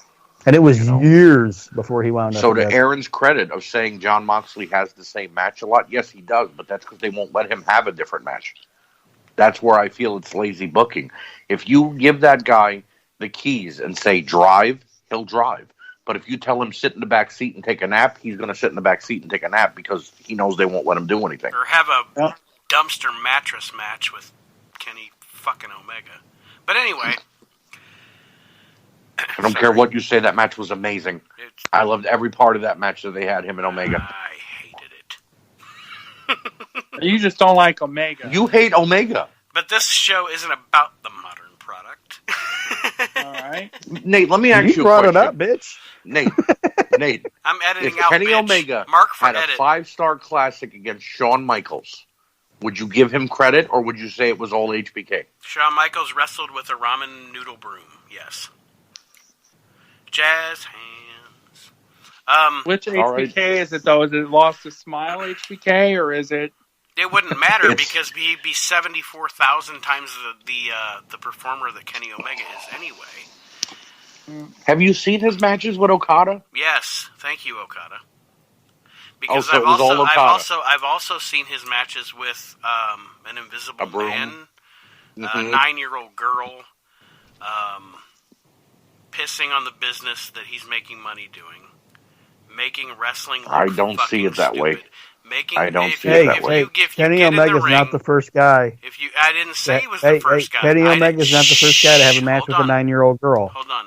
Jerry Lawler He's just the first guy to tape it. Jerry Lawler did too, I know. Jerry Lawler did, but he didn't film it. But if you... I don't want to go into this now. We're going off the rails, so we'll stop. I'm sorry. I'll behave. I hate that fucking guy. I think Art Barr had a couple too, didn't he? Maybe. Maybe a couple few. The juicer. I hate that guy. I just fucking hate him. Everything about him. You sound like Robin Hood Men in Tights, where he's like, oh, I hate that guy. I hate that guy. I have a... Something tells me. I have a mole. Something tells me, David, that if we ever told Nate, dude, we just scored you an interview with Kenny Omega, he would tell us to go fuck ourselves. Yes, he would. He would go, with whom? With whom? Is there going to be a 9-year-old girl holding right. Is the Invisible Man going to be on the interview too? I would probably do it just to do like to tell him off. Yeah, just 3 minutes of me like, hi Kenny, hi Nate, and then I put him on mute, bitch, for 5 minutes, and then hang up on him. By the way, at the ending, Kenny, is there anything you'd like to promote after all that? Yeah. Shh, here's Archie Mitchell with World Championship Customs. David Gold, would you like to talk about the Asylum? All right. So the next one that I have for you guys is... This is going to be fun, I think. Because there may be about a bunch of negative in this. I don't know. Goldberg or the Ultimate Warrior? Oh, Jesus Christ. Can I go first? Yeah. I knew what I was doing. Last two. I'm going to set this one out. I knew what I was doing when I wrote that down. Mr. Gold, you go first. Yeah, no. Neither. I said that for the Hardys. He asked us Jeff or Matt. I said neither. I won't do that this How time. dare you talk about Matt that way? Anyway. Like, is this going to be like who we prefer or who's worse? Yeah, it's up to you guys. I'm just. Is it about it's who's better? As a human being, or I mean, the question, Aaron, is what's better. So, for me, it's I know this is gonna Nate. After what we said when we weren't recording about the Ultimate Warrior, guys, tune into After Dark for the podcast to hear what we said about the Ultimate Warrior. For me, it is the Warrior is better of the two. Goldberg has so many blemishes in the world of professional wrestling, in my opinion, from hurting Bret Hart, the horrible match with The Undertaker in Saudi Arabia last year, beating The Fiend for the title just so they wouldn't boo Roman for taking the title from The Fiend at Mania, and then Roman didn't show up. That shitbag of a match he had with Braun Strowman at WrestleMania, where all they did was trade finishers. Him talking out against wrestling dozens of times before he signed with the WWE. then leaving WWE and shitting on Triple H, and then coming back to sign with them because he was getting that Saudi Arabia money, to even now, he lost the title, and his exact words in an interview was, "I have no more dates left. I don't want to resign." So that means you used them for all you could, and you're done. On the other hand, with the Ultimate Warrior, his time before WrestleMania 6 and, a little while after WrestleMania 6, matches with Hogan, Slaughter, Macho Man, even when he returned and was, involved in the feud with Ahmed Johnson, Shawn Michaels against Camp Cornette, I just have more fond memories than the Ultimate Warrior, and I can honestly say that outside of him being a bad human being, as a wrestler, I did love him at one point, and I enjoyed watching him. David?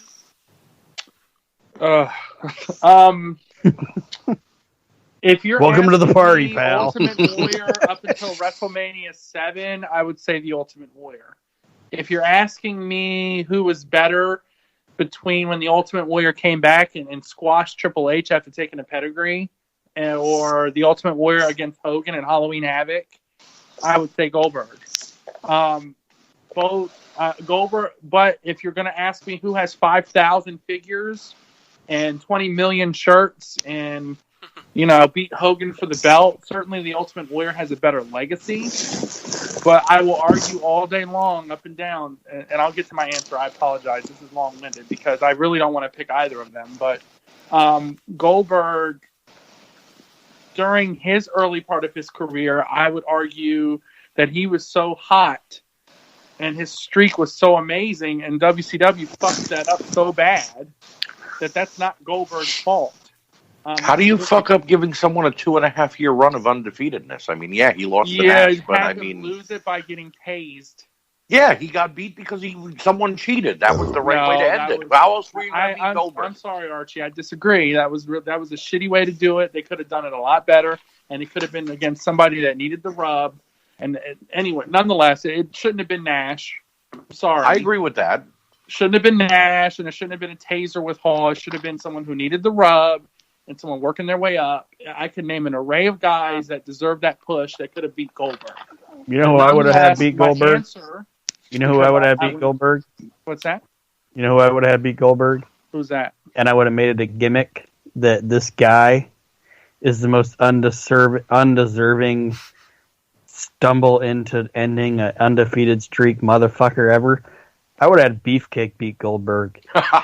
Oh, Jesus. Would he be the big bad booty daddy when he beat him? Or the booty man? The booty man. Well, he would have joined. Who do you have him as a tag team with? His Booty Beef? Oh, Brutus Beefcake got hit with toxic sludge and formed into two different people. But it was his gimmicks, and he was Brutus Beefcake and the Booty Man, and then they teamed, and they're Booty Beef. Nice. Well, sorry, guys. I went around like a roller coaster bend. No, go ahead. But Beefcake could have been like, I ended Mr. Perfect streak, and I ended Goldberg streak, and I didn't deserve neither of them. Anyway, go ahead. Sorry. See that. They would probably do something like that, like putting the belt on Arquette. So, I mean, I could see something like that. But I will say that this is a tough answer if you do the variations of their careers, but you have to go Warrior just because of the legacy. And he is a shitty human being. I don't know if you guys watch his videos or whatever.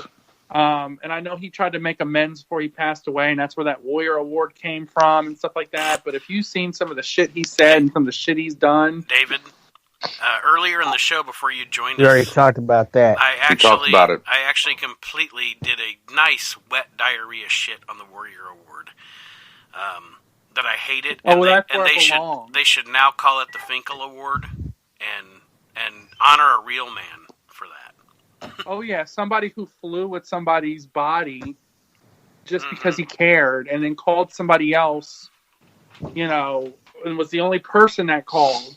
That's a human being. I agree. Warrior was a shitty person, and he didn't show up for events over money. He didn't care about his fans. So, look, if we're going to go human being, I'm picking Goldberg all day. If you're going to go legacy, unfortunately, Warrior has it. And I'm off my soapbox. And Aaron, did you abstain from this one? Did I hear that at the beginning? You abstained from this one. I think we hyped Aaron up with what we were saying, so he's got some words now. Yeah, it's probably. Well, I mean, I was going to kind of say the same thing that David said, that if you're going to go off the human being, the person, Goldberg's not a bad dude, you know? No, he's a businessman. He's an asshole. He's a businessman. I've seen him do things for children, which I've always heard Warrior was a prick about. I also know that Goldberg does a lot for the Humane Society, like animals. Like, I like dogs and cats and shit, and I hate people that abuse animals, and Goldberg does a lot for those. And to me, Warrior's just a shitty human being. He said shitty things. He said terrible things about people that choose different lifestyles than he has. I've heard him say terrible, hateful things about, like, I don't like the Ultimate Warrior. I don't like him. I hate him. I don't want to say I'm glad he's not around, because I wouldn't wish that on anybody's family, but if I have to choose off of just wrestling, I guess the Ultimate Warrior. But I it's like asking me, do you want to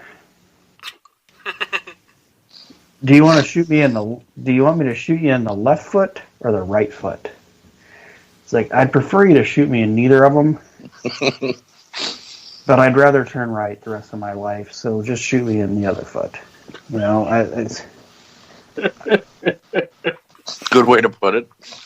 I don't like either. Like, do you like diarrhea or do you like diarrhea? It's like, would you like Taco Bell diarrhea or Buffalo Wild Wings diarrhea? What would you prefer? Cake it's like, or dad? It's like, do you want your diarrhea in your pants or on the carpet? Would you like I'd rather it on the carpet.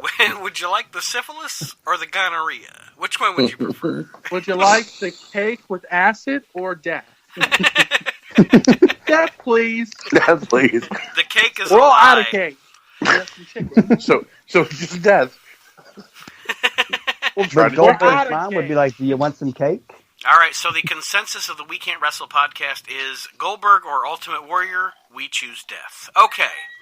Now, that being said, this may or may not be the last one, because we've got about 20 minutes left in the broadcast here.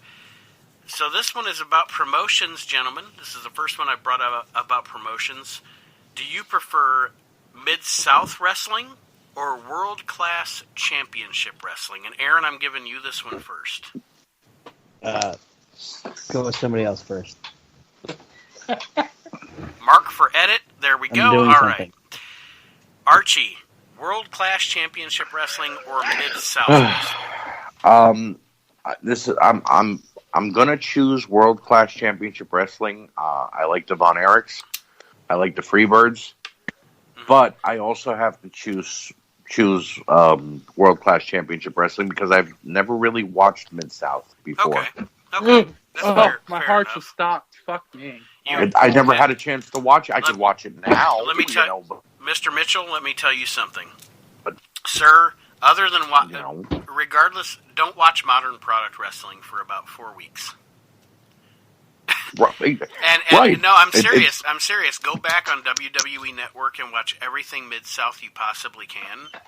Because I'm sure it's great because I do like Southern wrestling. Oh yeah, I think that you would absolutely, especially if you've never seen it. I think you are going to watch that and you're going to be like, "That's the best wrestling show on TV right now."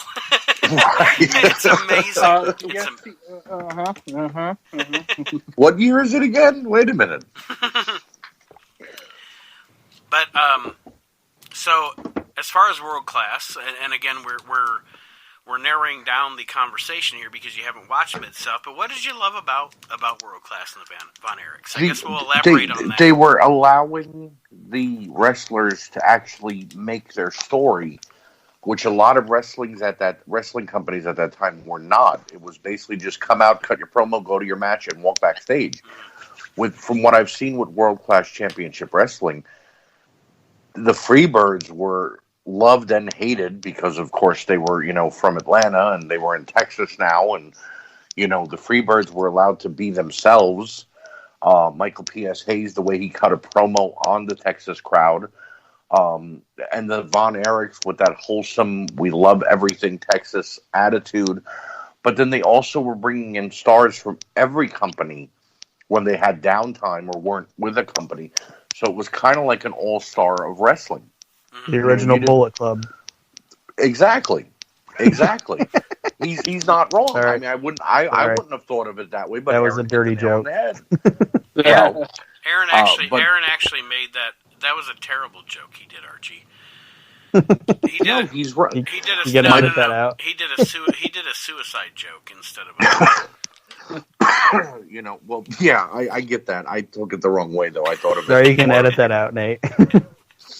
But my point of the matter is that they were allowing things you would like. There was no way WWF and WCW were ever going to do a joint show, or NWA and WWF. Or there was no way that Mid-South or WCCW were going to, go to territories that these other wrestlers were at and be on a show with them. But in World Class Championship Wrestling, you got to see a Ronnie Garvin come through the territory and have a couple of matches. You got to see a Junkyard Dog pop up every now and then. Or Flair and Von Erich. Yeah, right, exactly. And it wasn't just Ric Flair, it was the NWA World Heavyweight Champion Ric Flair, and guess what? Kerry Von Erich is about to wrestle him for that belt, but in a ring that's not the NWA. Mm-hmm. So they were doing things that were more revolutionary for the time frame they were in, but then as they got all of their talent pulled away and they were left with, just the family, it got a little bit in dismay, and nobody really wanted to see it anymore because other companies were coming in. And I don't want to butt in before it's my turn. But another thing, and you just said revolutionary.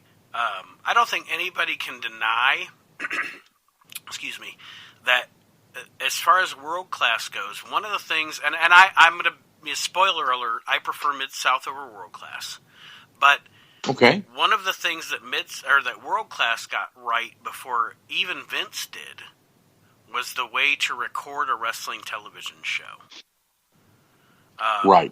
They nailed down the broadcast, the multiple camera angles and just the way a wrestling show is shot. They really nailed that down. Vince actually stole a lot from their production,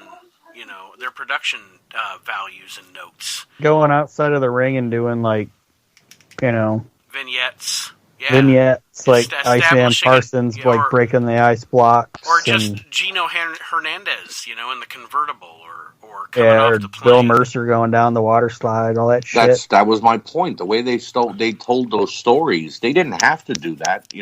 Their wrestlers probably would have just gotten over on ability. Well, and the funny thing about that, it was almost out of necessity because they had so much a smaller roster. Right. Than other promotions did. But then they were also borrowing from other promotions that gave you that pop. You know what I mean? It was like, oh, tonight only we're going to have Ric Flair on the show, right, that people would tune in. It gave them a reason to watch. Wrestling doesn't do that anymore. You get 3 weeks in advance notice. Oh, The Rock is going to be here on February 22nd. And then if you're busy on February 22nd, you're like, oh, fuck it, I'll DVR it. David Gold. You already know my answer. I do, but let's do it anyway. Everybody knows what David Gold's going to say because there's one person who was one of the head guys of Mid-South Wrestling, and that was Ted DiBiase, right? Right. That's the only thing I know about Mid-South. I will say that. I know Ted DiBiase was there. You had such, and this is just going off the top of my head, you had such matches as Andre the Giant, Dusty Rhodes, and Junkyard Dog versus Afa, Sika, Ernie Ladd. That's just one match. Wow. Think of those guys I just named, right? DiBiase, Paul Orndorff, Jake the Snake Roberts. I could go on Hacksaw Jim Duggan, Shawn Michaels, Magnum TA, the Midnight Express. Just the Butch Reed, just the names. The Rock and Roll Express was there. Jim Cornette. Dr. Death. Dr. Death. One Man Gang. you had the Blade Runners. You had, I mean, I could just go on and on about the guys, but honestly, P.S. Hayes was there, right? Bam Bam Gordy. Just the names and the in-ring work and how Cornette is so old. It's just the old school wrestling. Both of them are great. It's hard to choose, that's for sure. But the in-ring work that you got, like, this is bar none some of the best in-ring work that you have. And Vince basically like picked and took all the talent from Mid-South, So, I mean, that's my choice all day, just from the in-ring perspective. Yes, there was, the other promotion had some stuff that was before its time and so on and so forth. They're both amazing. You can't really say bad things about either, but I'm going to go at Mid-South. One of the greatest angles ever in wrestling is Magnum TA and Mr. Wrestling 2. Wow, I didn't even know about that. It is the mentor. Wow. It is the mentor-student angle done to perfection. Well, I know what I'll be doing tonight after we're done with the podcast. And when you get a chance, Archie, you need to see also. There's a match on there. It's Ted DiBiase and Matt Bourne, and we all know what Matt Bourne was doing, right? But Matt Bourne. I mean, that's not Evan Bourne's older brother? Fucking amazing in the ring, and then those two face Andre the Giant and Tony Atlas in a tag match. Wow. It's just a great match, bar none. And this is when Andre was in way better shape, right? Because this is 83. So Andre can move around the ring, and he's doing shit that he didn't do in WWF, So, I mean, it's just, you just got to watch it. And I think your opinion might change a little bit. Oh, it definitely will. It definitely will. Well, I mean, it's like I said, my opinion is only based on because I've never watched anything of theirs. Everybody who ever got like the World Wrestling Almanac for wrestling would see the notes of who was champion there and who, feuds and things. That's all I could really base my knowledge of it on. I knew DiBiase was there, of course. I knew Andre popped in, but I never knew about what's going on. So, yeah, I have to check it out now. And, yeah, my opinion may change. Now, Aaron, I know your opinion, but our listeners do not. What is better, Mid-South or World Class? And that will be how we wrap it up here tonight. Oh, you got to do one more question. No, I don't. But whatever. No, I don't. That's your choice, man. The brotherhood, you got to love it. Mid-South. I think Mid-South was better. I feel bad being left out now. I'm sorry. I just thought... I think World Class, I shouldn't say thought, but I think World Class over time became kind of a one-trick pony, and I'm not as fond of, and I'm not saying they're bad, none of them are bad, but I'm not as fond of the Von Erichs as everybody else is. That's just my opinion. I think Mid-South had better athletes and better wrestlers, and and I'm not even saying Mid-South was my favorite territory promotion, but I just think that Mid-South was better. All right. Now that being said, we're going to wrap up this edition of the We Can't Wrestle podcast. David Gold, thank you for joining us. The Asylum Facebook group, which I am an admin of and a greatly appreciative member of. If you are a collector, if you're just a wrestling fan, come on in, join the Asylum. If you want to see Nate win a dozen raffles in a row, just join, because he's been on a roll the last couple of weeks. This week. Now, if you are a human person, let's not talk about May. Join. Let's not talk about May, because that'll be bad all around. That's how it usually goes for me. It's a month of crap, and then I win like a ton of shit for a week. I don't know how any of these raffles work. Like, Archie, you'll tag me in something. I'm like, I don't know what's going on. Have I tagged you? I didn't even know. Yeah. I think you know what it is? I go to tag Nate, and then I click your name by mistake, and I don't realize I didn't. Yeah, I don't know. I'm just like, I'm just like, Archie wants me to do something, but I don't fucking know. Nate's got all those Fury Unmatched figures coming. That's awesome. Yeah, that was a big Yes, raffle sir. Nate hit. You guys are talking Dutch, man. I don't know what you're saying. Well, One day Well, I'm going to tag then Aaron in the Aaron- raffle, and all I'm going to see in the comments is "fuck you." And that's it. Like, no, it's like I don't know what's happening. He'll say close it, and you'll PM him and go, all right, $100, and he'll go, what the fuck did I close? Aaron, Like, I'll just buy the shit with my own money. Aaron. If you don't know what's What? going on, let me do what I'm doing here and let David talk about the asylum for a moment. That was Nate's nice way of saying, Aaron, shut the fuck up. Oh, we knew that. We understood. So the Asylum is a community of brotherhood. Archie and Nate are both admins in that group. I like how Nate forgot about that and said he was a member. He's also an No, admin he said he was an admin though too. in He the said that. Asylum. Just want to make sure I threw that on in the pot there. But it's a community, and we happen to do events on the page, and we do a lot of free stuff, and people get a lot of free stuff, right? So, Yep. but we look at it more as a community to escape, get away from the thoughts and the crap that's going on around us. Yes. And just enjoy the hell out of wrestling. And there's a lot of sexy figures, and I say sexy, I'm not using that loosely. A lot of sexy figures on the page, and we do put them up in events. And to Aaron's point, not everybody knows exactly what an event is. And basically, not everyone joins an event. I mean, we have almost 2,400 members now, and of those 2,400 members, I'd say maybe 40% of them join our events, and that's okay. Yep. We're not really here to. We do the events because one, we enjoy them. Two, we want people to win stuff. You can win. You can. And Aaron, how it works is we do a number of spots, right? Like let's say it's 50 spots. We do $2 a spot, so the figure's worth $100 or whatever the case may be. Let's say you go and say, I want 2 spots. Not my spot. What's that? It's not my spot. It's not my It's spot. not a liver spot. Not your Not spot? your liver spot. Not my It's dog spot. No, not a dog spot. It's an event spot. Sorry, and if I wasn't you could put in interested. $4 and win yourself a $100 figure. For And $4. and I can attest to David Ken and Nate Ken.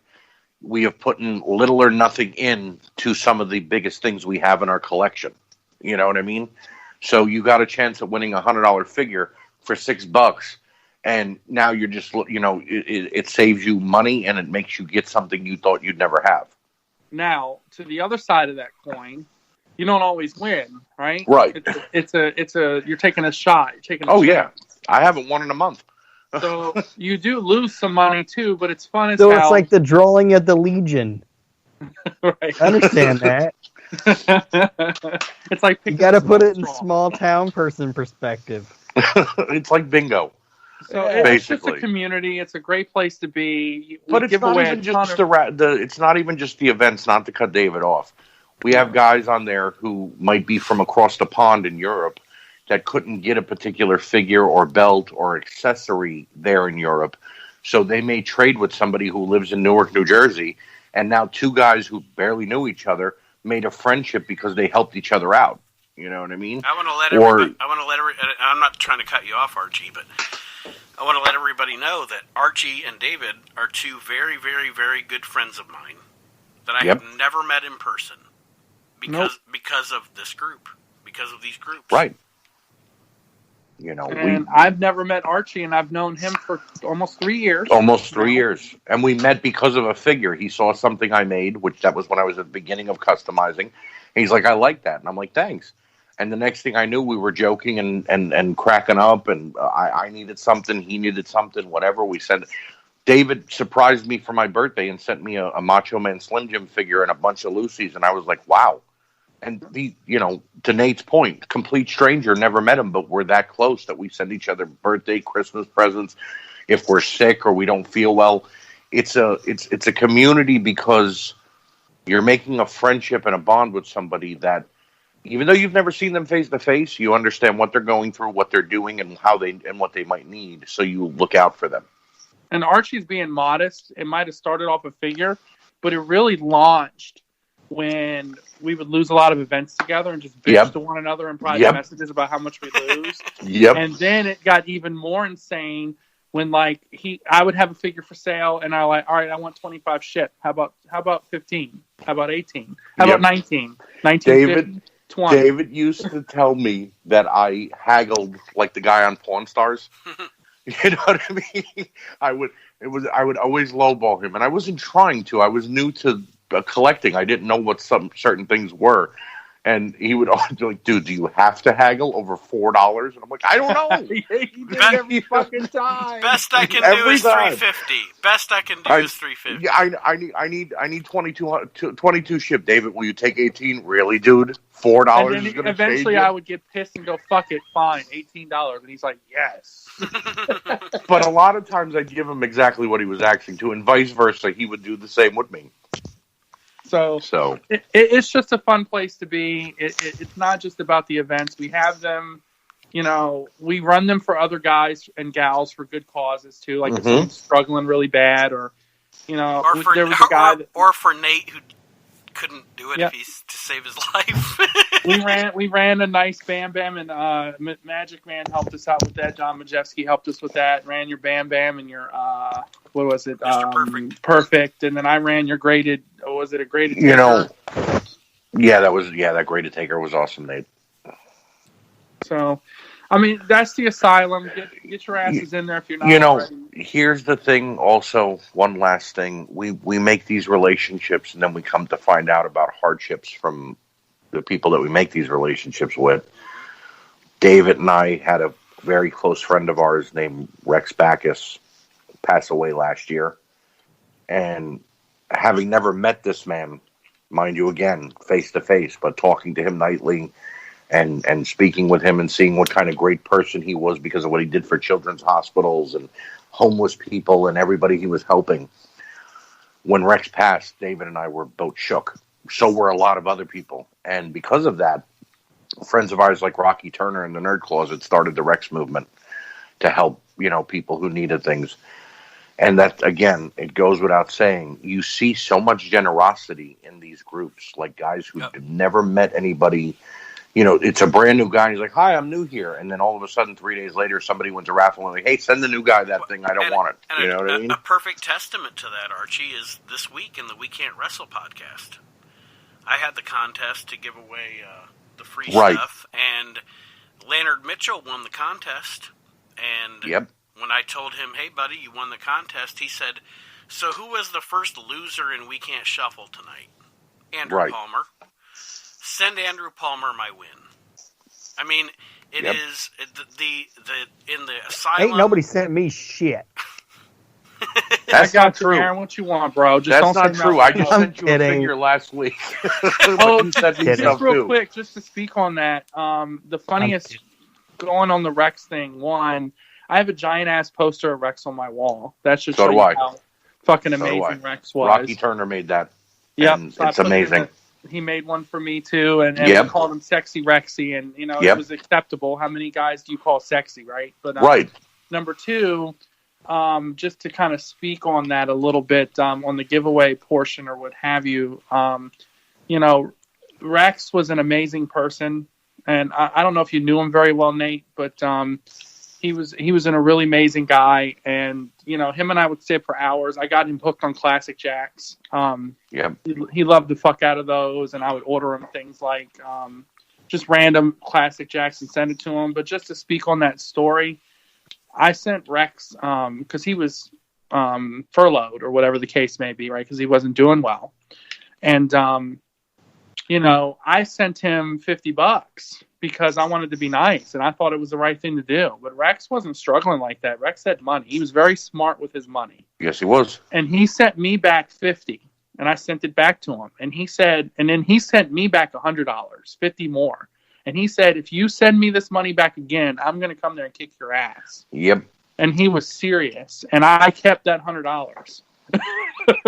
Yeah, because I knew no matter, even if he was sick, he could still kick my ass. I'll never forget the reason he and I got close, David. It wasn't about figures or money or anything like that. He had an argument with another friend of ours, and he left the group chat. And 10 minutes later, I messaged him, and I'm like, "You okay?" He's like, this, that, and he's venting. And then all of a sudden he let out, and I realized, okay, this is not, he's hurt, he's upset. He's like, and why the fuck did of all people you come to check on me? Why aren't any of them checking on me? And I'm like, dude, because I care. And after that, it was like a constant, like by 2 a.m., if I was up, I knew Rex was about to message me just to say what's up and ask how my day was. You know what I mean? Or vice versa. At 1:30, 2 o'clock in the morning, I'd message him. And we'd talk about wrestling because he was a professional wrestler. He worked, at GCW and other companies. We'd talk about wrestling. I'd make a joke that I wanted to manage him. He said, yeah, get me dates in New Jersey, and I'll gladly let you bring me to the ring. Well, he was going to start my training. I was supposed to go and fly down and meet him because I was going to start training to get in the ring, actually, and believe it or not. And he was going to start training me and stuff and getting me on the right track on what I should eat and stuff because he was very good with what he ate. He helped me with my back problems, and when they first started, he was trying to help me out and tell me what to take and do. And I like I said, when we lost him, it was like losing a brother. Even though we never met him, even though we were not face to face with him at any point in time, the whole wrestling community went, "Wow, that really hurt. That was not something we were prepared for." And the funny thing is that day that I found out at 9 a.m, I messaged him, "Hey, buddy, how you feeling?" Because he was doing bad. And then about 4:30, 5 o'clock in the afternoon, I got word that he passed, and I went, Jesus Christ, that was my last message to him. Hey, buddy, how are you doing? You know what I mean? And it's just a pure testament of what this is. It's not toys. It's not raffles. It's a bunch of guys and girls, believe it or not. There are women in these groups. It's not toys. Hanging out. It's not toys. It's not raffles. It's not podcasts. It's community. Right. It's communities. It's communities. This is social distancing at its finest. It's a bunch of people around the world talking to each other over the phone, on live stream, on podcast, and cracking up because, well, we have no one else right now, so might as well have somebody. We were already social distancing. What you talking about? You got damn right. I'm saying. Ain't nobody wanting to be around me. The best story I have, though, I'm Nate, absolutely terrible in person. When it comes to me preferring the wrestling group friends that I have as opposed to friends or family that I have sometimes, WrestleMania last year, I was meeting up with guys from other groups, and we were all going to, tailgate and meet up for a couple of days beforehand and do things. My brother's like, hey, do you want to go to TNA? They're having that Impact pay-per-view in Roadway. I'm like, no, I'm going to meet up with guys from the wrestling group. Why don't you come with me? And my own brother literally told me, you're a sellout, F you, and hung up, and we didn't talk for a week. Jesus. And I went to Mania with my group friends, as opposed to my brother, who was supposed to go with me. He went with somebody else. And I went, wow, that should show me that maybe certain people care about me more than my own flesh and blood. That would that would never happen to me because I have to, I don't know. You have to drive. I have to drive. Speaking of that, we were at the. I don't know if Aaron knows, but we actually, Nick and myself were lucky enough to go spend some time with a couple group members, and we got to do a table with Hacksaw and Buff. And Buff's like, y'all are going to take me out to the ring tonight. I'm going to do an independent show. We're like, yeah, that was cool. Expect that. And that was cool. He told us what to do. We did that, and the fans were cheering. We were surprised. They didn't know who the fuck we were, but we were doing the NWO sign, all that stuff. And me and Nick are outside the ring finally when it's time to start leaving. This guy comes up and goes, hey, y'all are Nick and Dave from the Asylum. And we're like, what the fuck? Like, well, how do you know us? He didn't even know the guy. And it's like, he's like, oh, yeah, I'm in the Asylum. I'm in that group. And we're like, we're fucking famous, man. So, it's just, it's not just that group. It's in a community of groups. It's an ego boost sometimes. You realize you realize that maybe you're not insignificant sometimes. It's a good feeling. Don't get me wrong. Yeah. But there's a lot of groups out there. The We Can't Wrestle group, the Nerd Closet, your new custom group. Yep. It's all connected, and that's how we we want to look at it as. And we know there are other groups out there that basically want to compete and have all this competition and don't really care to mingle or be friends with one another, but that's not what we want in our group in the Asylum or in y'all's groups or any groups that we're close with. We want to all help one another and do for one another. and show the love and support that we If have. one grows, everybody has to grow, because if only one is growing, then everybody else looks weird. Like, why is that one group showing more? I told my wife the other day. I said, it is very cool to me how many common members the Asylum, World Championship Customs, and We Can't Wrestle have. It's right. I love it. It's a community. I absolutely love it. I think we are building something that is amazing. And Archie, David, Aaron, everybody involved in all of the groups and podcasts. Damn. Now, if we can all just get fucking rich with it too, right? No. Well, there's a way. That's what, at the end of the day, like, why do people want to argue with each other and be like, oh, you know, it's like none of us are fucking making money off of, like, I mean, some of us might be making money, but none of us are, like, you know, paying off our cars. Man. Right. Yeah, we ain't the $1 million fake, you know. We ain't losing we ain't paying off our cars and shit. We certainly ain't Zack Ryder. Yeah, half of us. Oh, I knew that was coming. More than half of us probably ain't even wearing pants. You know I have shorts on. I'm not wearing pants. I'm not you never wear pants, David. You were on Pornhub before you got on here. Right. I have That's to why I pee. was so shocked when Nate called. I had to put it away. It was like, hello. Oh. What's up? I'm up. Pornhub is like Netflix right now. David, are you still there? Do you want to continue watching? And I got Disney Plus up in the other tab just in case, like, you know, if someone wants to visit, like, I exit out. Look, I was watching Disney Plus, I swear. Yeah, but wait a minute. Pantsless, and no, I don't think that's a good thing to be watching when you're pantsless. When Moana grew up, I'm just saying. It's like, are you still watching Wizards of Waverly Place? Jasmine from Aladdin, I'm just saying, bro. I mean...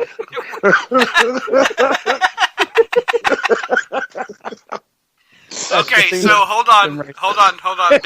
Big reveal. I am gonna name this episode 94. Are you still watching Wizards of Waverly Place? Oh Lord. Oh God. Oh my God. Okay. I'm just glad that's the thing that popped fucking Archie. Fuck, I'm out of emails again. Damn it. Well, join the contest, buddy. Yeah. Nate, let me borrow your email, bro. You're like, I'm unsure what I'm going to get in my spam box now. Fuck. No, Nate is like, I used all my emails too. Yeah. I think Spam Box is the title of one of the... Hey, I can't help that I'm the king of social distancing. I'm just saying. Oh man, are you still watching? Was it the Waverly Place? I'm never gonna look at that show the same again. Nope. I don't think any of us are. Nope. Aaron just changed me for life. All right, as the executive producer of this show, it is my job to reel this shit in. David, we elaborated on the Asylum. Archie, real quick about World Championship Customs, sir. It's a growing community. In the last 4 weeks, we've added almost 500 members. We have a bunch of incredible customizers such as CJ Anderson, Scott Burnett, Daniel Ariola, and a bunch of up-and-comers as well. Who are just getting into it. And the fun thing about it is you got guys asking, like, what paint do you use? Or what head should I use for this? And people are there to help, and actually give them tricks of the trade, as opposed to a guy being like, I ain't helping this guy. I want to do my thing. You know, everybody's willing to be helpful. And like David said, like Nate said, it's everybody's growing together. WCC, Nerd Closet, and the Asylum and We Can't Wrestle podcast are all working hand in hand so that we can all have a community where these people will feel like, oh, well, I'm going to get scammed for this, or I'm going to get, they're not going to feel that way. They're going to feel like I belong here. So. Absolutely. And just one more quick shout out to my admin team, that brought me on to WCC, Nick Law, Rocky Turner, Bobby Anders, and Josh Blevins. One of the best teams I've ever worked with before. It's just 5 guys having fun all day long and then going, okay, what are we doing next? And Rocky is sending me 4 really cool fucking posters this week. So. Yeah, you won those yesterday. Yes, I did. It's the Nate Maxon Tour 2020. Absolutely. And so here's my thing, people. I had David Gold to speak. Listen, on this show, I had David Gold to speak for the attributes of the asylum. I had the ever so eloquent Archie Mitchell to speak for the attributes of Everywhere. World Championship Customs, and everywhere he is a member of a board member there. So what I'm left with is my brother. Oh, goddamn. Ain't nothing gonna be eloquent. To speak eloquently about the attributes of the We Can't Wrestle. Well, you're listening to the show, but we want you to join the group. So, Aaron, you actually, for the first time ever, not me, get to end the We Can't Wrestle podcast. Oh, no. And tell our listeners about our group and why it is so fucking great. Well, the main reason it's fucking great is because I'm part of it. But other than that, like, what you guys need to do is you need to be... See, I don't want to talk about it. It's hard to put into words how awesome the We Can't Wrestle podcast and the We Can't Wrestle podcast Facebook group is. And more people need to contribute to it and talk about it and be on it, because it doesn't just need to be about wrestling. You guys can post whatever you want on there. We're not going to say, don't post porn. But, whatever you want. Damn it! I'm making the page. David, I'm deleting your post right now. Don't worry about it. Okay. But, see, I'm not an eloquent person, Nate. I'm not a salesman. Keep speaking the way you were. You're perfect. Basically, it's a group where you guys can feel free to say whatever you want. You're not going to be judged. You're not going to have somebody tell you, oh, you're stupid or you're wrong or whatever. I know I said it was just you, but I'm going to butt in. Thank you, because I'm not good at this. In our group, you can say, post, and express any opinion you absolutely want to. Unless it is racist, bigoted, that is it. Other than that, I'm not going to delete anything. If you're a racist piece of shit, you'll be blocked. Please leave. But other than that... I didn't even think that needed to be said when I said post whatever you want. It does. So I can post pictures of me reading the Playboy magazines from the 90s? Yes. Just just scrub out the nipples, and I think it'll be okay. You know why I hated Playboys? They had too many damn articles. David's like, I don't want to read an interview with Ralph Nader.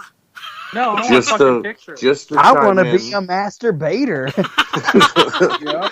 Just to chime in, because I've been a member of the We Can't Wrestle podcast group for quite some time. I only just became an admin like 2 weeks ago. Damn, you're an admin every fucking where. Everywhere. Yes. I said earlier in the show, David, before you joined us, I said Archie's on more board of directors than Bill Gates. Well, okay, I'll phrase it this way, and then everybody can say what they want to say. The We Can't Wrestle podcast does not discriminate. It doesn't care who you are, where you're from, what you do, your social income, your social standings. Just come in, be a decent person, have a great opinion, and don't be a dick. And Aaron won't make fun of you that much. And I will make fun of you, and you can make fun of me as much as you want. Dish it out as good as we dish it out, and you're perfectly fine. And the best thing about it is the fact that I will put up random fucking episodes of wrestling, and y'all can watch along. Right. Which not enough people are doing yet. I don't know why. We'll get it there. We need some people watching fucking wrestling. But to Aaron's point, to put it in more layman's terms, there may be somebody named Karen in our group, but there aren't any Karens in our group. No one's going to pick on you just because you offended their beliefs for that 24-hour period of time. As long as you're a decent person, you're more than welcome to do whatever you'd like in the group. And on a side note, Aaron is still watching Wizards of Waverly play.